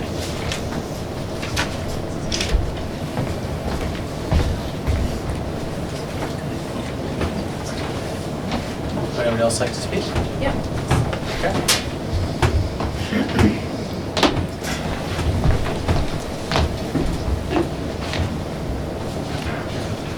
Hello, my name is Karen Duhamel, and I'm at 82 Pine.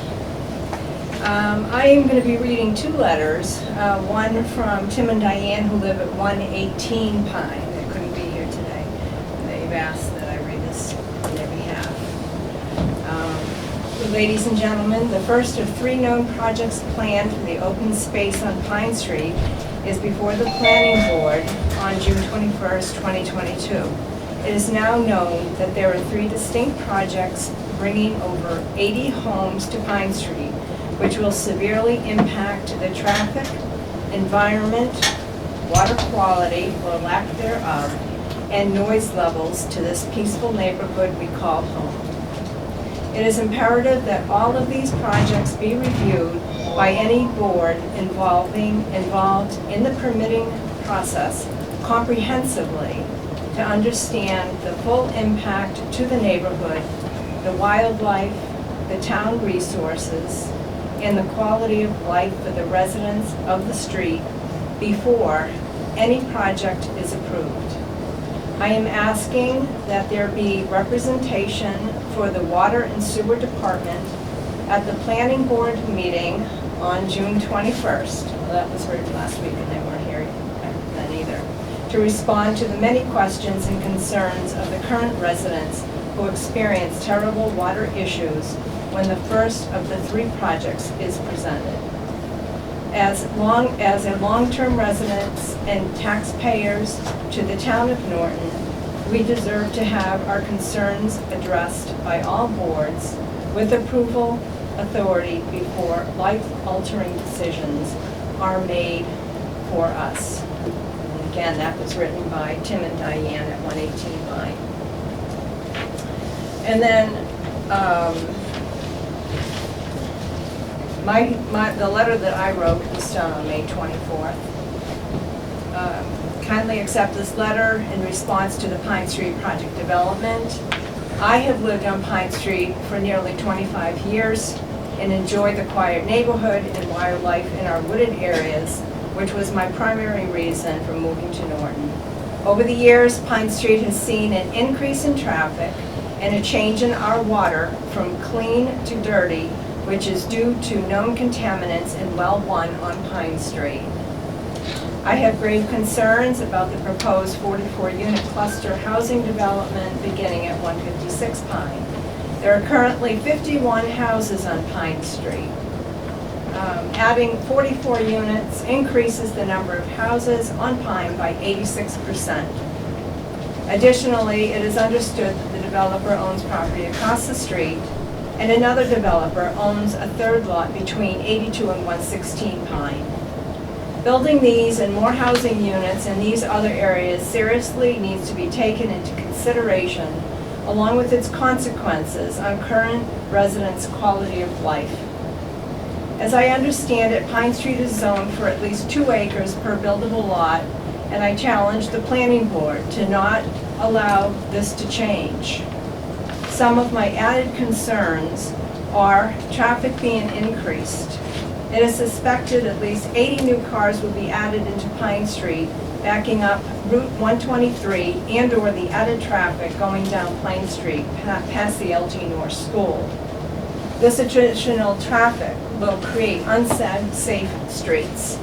There is no sidewalk on Plain Street, or Crane, and residents regularly see joggers, neighbors taking a walk, walking their dogs, groups of Wheaton College students with their running clubs, and children on bikes.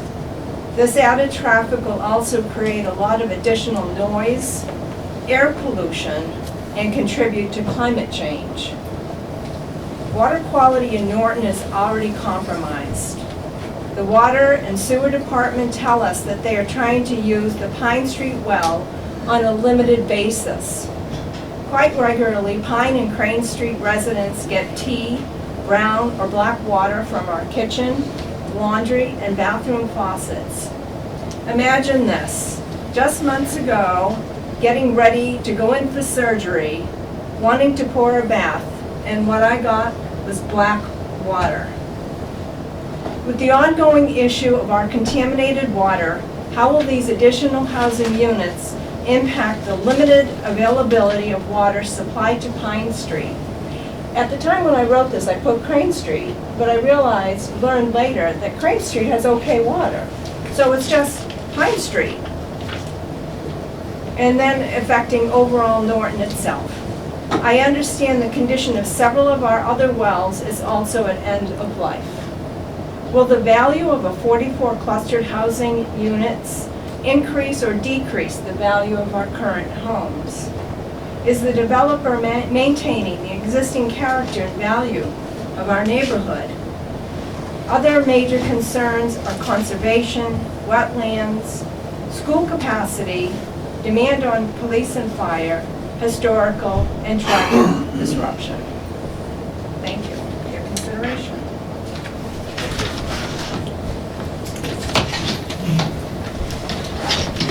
Just going to do a quick straw poll of how many more people think they'd like to get up and speak, just to try and get an idea of timing here. Of course. Just because we are at 10:36. I'm not going to tell anybody to stop. We do have another item on our agenda after this, so I'm trying to be cognizant of making sure that personally I don't fall asleep at the wheel here. So I think we can maybe go another 10 minutes or so if that seems fair to everybody, and then we can continue at our next meeting. Okay. I'd like to. Okay. Thank you. My name's Amanda Paoni. I live on Crane Street, and just for the record, we do have dirty water. So we have the brown water, and if you increase another 44 houses, if you can't give us clean water, how can you give them clean water? Thank you.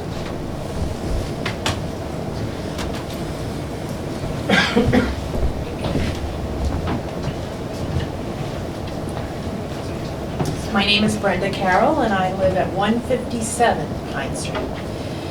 We are writing, my husband and I, to express our deep concerns about the unprecedented development along Pine Street, not limited to the Pine Street Cluster Project currently before you. We have lived at 157 Pine Street for the past 11 years. Our concerns include an apparent lack of integrity in the permitting process.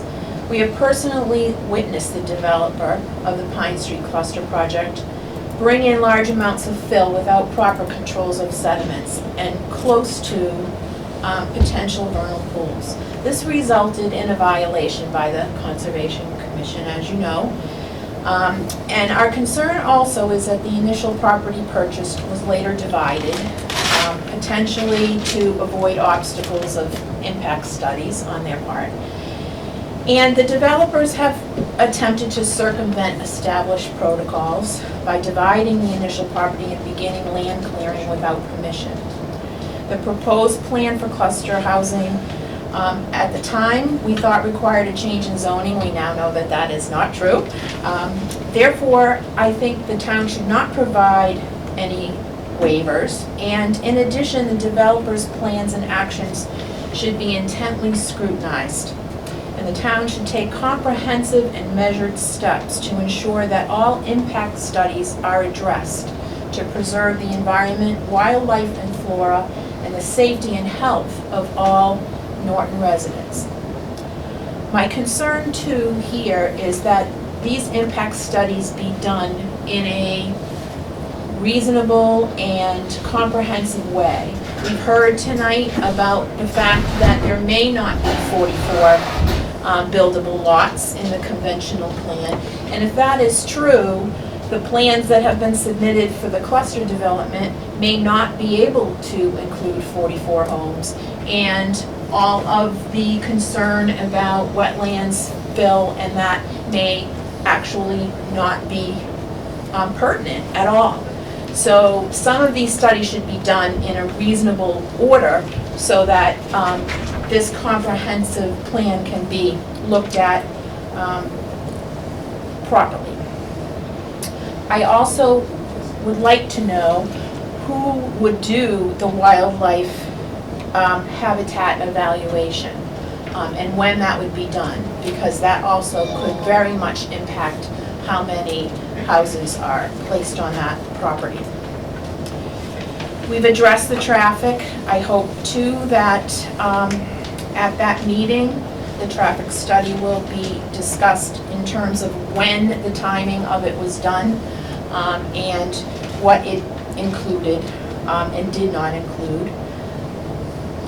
And we have a very distinct concern about the water quality. I don't know if you can pull up my other letter, which shows the filter in our home. That should be on the planning board, yes. Yes, we Can do you have the pull that up pictures, for yes. me, by any chance? Having lived in the town, I am not unfamiliar with ugly water. Okay. So well 1 is not on the town of Norton's filtration plant. We installed a home house filter. We replaced it, and 11 days later, I think it was 9 actually, a mere 9 days later, that filter, that brand new filter, was black again. This was our original filter that was changed. And then the next picture you will see is a mere 9 days later. Because it's soon, yes, unshare it, and then share, it's not like scanning through an album, unfortunately. And that was just 9 days later. And so the water department, I've been in contact with them. I understand now that they will be under the DPW. But I think it's very important that they be responsive to our concerns about the water quality and that they mitigate those concerns prior to approval of 44 more homes being on the water system. And will there be adequate water pressure for firefighting? I don't know what the plans are for this very long road, but will there be adequate water pressure for firefighting in that area? And I'm sure the fire department can answer that. Also concerned about town services, the schools in particular, in terms of enrollment in the North School and what the class sizes will be.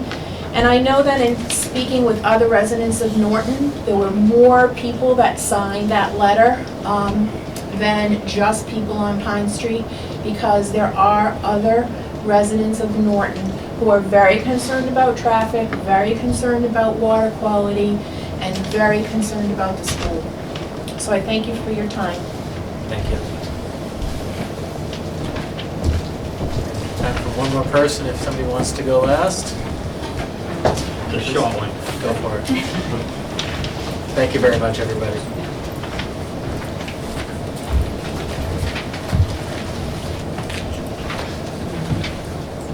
Hi, I'm Arthur Jones, 150 Pine Street. And this is actually a letter from my neighbor, who lives at 148 Pine Street, Paul Vinegar.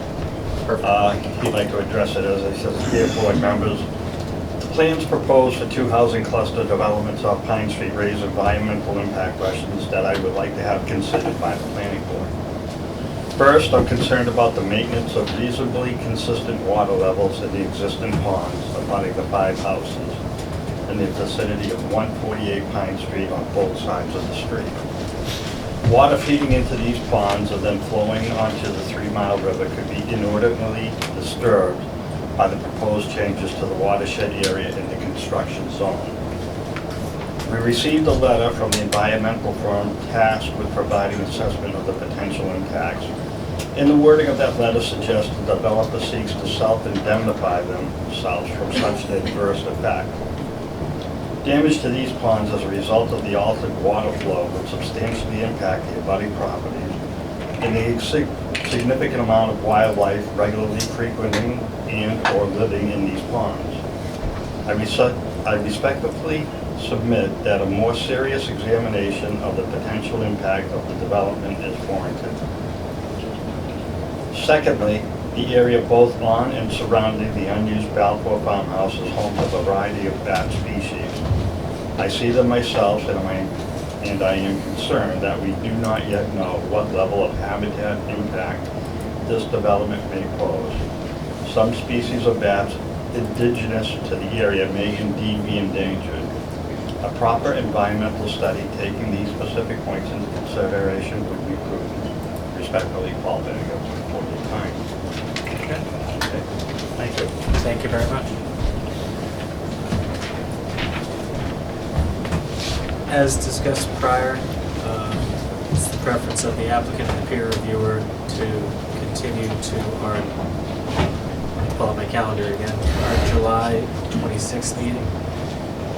Is there anything further that we want to ask the applicant to get back to us on prior to that? Bob, if you don't mind coming back to the podium. Just a follow-up, when you asked about getting clarity on parcel A and parcel B, Yes. off of Lloyd Circle, there is a parcel C as well, behind lot 31 and 32, so. Thank you. You know what, I assumed there was another one somewhere that I had missed. Yeah, it's on the other road, but we might as well get it all done at once. Thank you for pointing that out. I actually wrote it down, check whether we have parcel A and parcel B lots in maybe others. Yeah, it's on the back side of lots 31 and 32 on Lloyd Circle. Thank you. Okay. Yes, Lauren? When can we expect to have water and sewer before us on this matter? That is going to be my first email tomorrow. I would hope to have written comments from them regarding the project and well 1 and the impacts on water in the surrounding area. I would hope to have that by the next time we speak, and if not, a timeline for their comments. Is there anything else that we want to ask the applicant before we move to continue? Obviously, if we ask now, it goes on its homework list. If we don't ask now, then it may be in the next round, so. Okay? Motion to continue DEF 13932 and SP 14704 to July 26th. Second. Okay, I have a motion and a second. Is there any further discussion on the motion to continue? Okay. Hearing none, all in favor, please say aye. Aye. Opposed? Abstentions? Okay. The application is continued. Thank you very much, everybody. Thank you. Thank you. We do still have another item to address, so we're going to continue speaking. If you could please be so kind, if there are metal folding chairs, we would very much appreciate if you take them downstairs. Otherwise, I will be doing it myself. We can do that. Okay.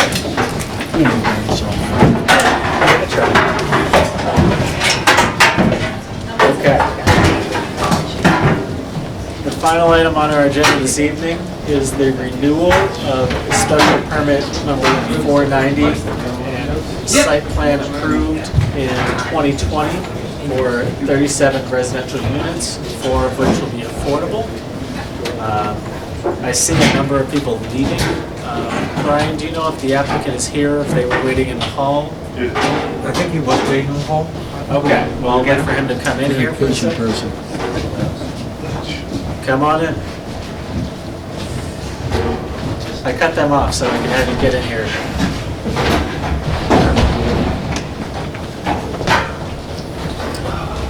I'm sorry, Mr. Chairman, did you read the ad or anything? Because I couldn't hear what it said. I've introduced your project, Okay. so please introduce yourself and who you're representing. And Try to be as brief as possible.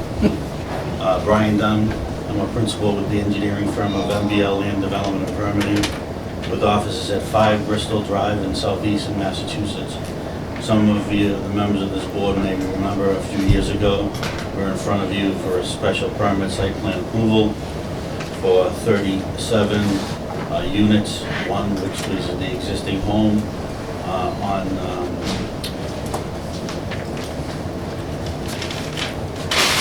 South Worcester Street. Thank you. It's a little late.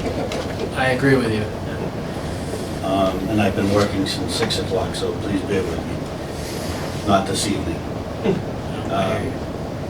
We were here, we got a special permit. 4 of the units were affordable. We still have an intact special permit with you right now. Scott and Joan Stormo are going to be selling the development to a local developer, and they're going to start construction as soon as I get the septic system approved with the Board of Health. So with that, Mr. Chairman, I'd like to have the board consider the extension of 2 years so that the new developer can construct this in accordance with the approved plans that you've already approved, Mr. Chairman. Thank you. Alan and Wayne, were you on the board when this was discussed, or is it just me? Just you? Just me, okay. So as I call this the development off of South Worcester, kind of across and behind the industrial building there, across the street and behind the current houses with, there would be an access road leading back and an easement, and then there's a utility easement coming back? Yeah, we actually worked with the DPW to loop the water through the development as well. So we've really done everything that we needed to do to get this development to be able to be constructible, Mr. Chairman, for the board. Brian, I'm not sure if you have the plans in the Dropbox or not, or whether... I just had a decision, I wasn't sure what to... Okay. I do have them on my computer. Do members of the board feel comfortable voting to extend the existing permit, or do we want to pull up the... It was already approved? Yes. Yes. This is a I'm common comfortable occurrence? with the continuation. Sorry? This is a common occurrence? It has not happened since I've been on the board. We are allowed to ask for extensions of time. Yeah. We do still have a current order of conditions that was vetted quite extensively through the Conservation Commission. And as some of the members of this board may remember, this is a reduction from like 60 or 61 homes to 37. Yeah. Seeing it was already passed, I would be comfortable with the continuation. I don't know anything about this project. I would just wonder why nothing happened in 2 years. As far as starting the construction. I can honestly tell you that it's been up for sale.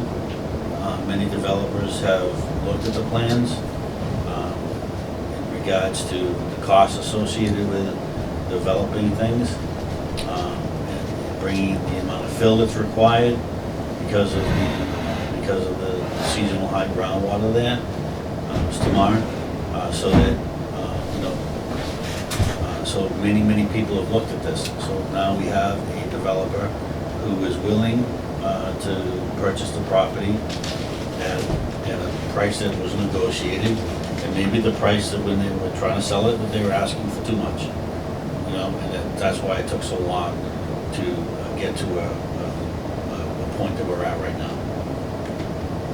There's been no harm, no foul, there's nothing malice going on here. They finally found someone to buy and wanting to build a development and bring the affordable housing to the town of Norton under this Article 19. Plain and simple.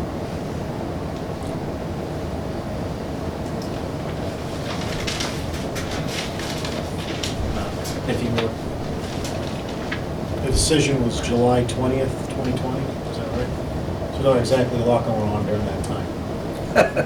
If you know what I'm saying. He lost a year and a half. Yeah. Basically. And all that construction with the... Everybody, Yeah. most people stopped. Yeah. Nothing happened. We had COVID, you know, so it is what it is. That's why we're here. Yeah, I understand. I remember watching those meetings. I was on ZBA at the time, I don't remember why I was watching them. I'm very comfortable with it. Thank you. Do you need a certain number to vote?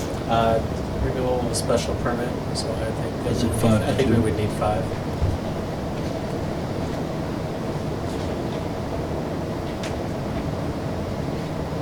So,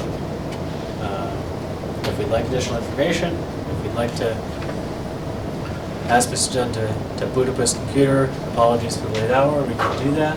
If we'd like to make a motion to renew. So,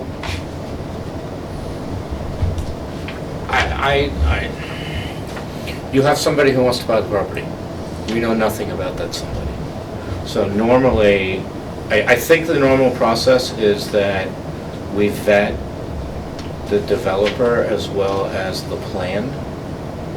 Not always. Two of them have nothing to do with each other. Yeah. The developer who, if I may, through the chair, developer is going to follow the plans, follow the order of conditions, follow the special permit. If he doesn't, then you have a problem with the developer. It's no different from Scott and Jones Stormo building it. The plans that have been approved are just gonna roll right along. That with is the other correct. parts. It's just a renewal of what's already been vetted, already been reviewed, already been changed through this board as well as the Conservation Commission. I'll make a motion then to approve the renewal of a special permit number 490 and site plan approved in 2020. Second. Discussion. We have a motion and a second. Discussion. This is a public hearing, we have to close it first. It's listed as a public hearing, so yes, we would have to close it, yes. We didn't open it. Or is it still open? No, we would have closed it back in 2020. Well, no, tonight's a public hearing. That's what I thought. We didn't open the public hearing. I thought that's what the chairman did when he was walking. did? We opened it right at the beginning. I'm sorry. That's okay. So do we need to make a So we would motion need to motion to close. So we need a motion to close, and I would say we should not make a motion to close unless we're comfortable voting on, with what we have now. I move to close the public hearing. Second. Okay. We have a motion and a second to close the public hearing. Is there further discussion? Hearing none. All in favor of closing the public hearing on the renewal special permit 490 and the site plan, say aye. Aye. Opposed? Abstentions? Same. Okay. So you have six in favor and 1 abstention. And public hearing closed. Is there any further action? I'll make a motion to approve the renewal of special permit number 490 and the site plan approved in 2020. And that is a renewal for a 2-year term? Yes. Second. Okay, we have a motion, and I'm not sure whether Eric or Alan was second. Eric beat me. Eric I'll take it. I'll take it. I'll take the tiebreaker. Okay. We have a motion and a second. Is there any further discussion on the motion to approve the renewal for a 2-year term? Okay. Hearing none. All in favor, please say aye. Aye. Opposed? Abstentions? Abstain. One abstention. Thank you very much. Thank you very much, Mr. Chairman, members of the planning board. Thank you. Thank you, Mr. Dunn.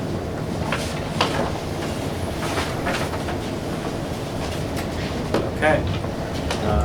That is the final item on our agenda this evening. Do you want to go over some town meeting articles, or do you want a motion to adjourn?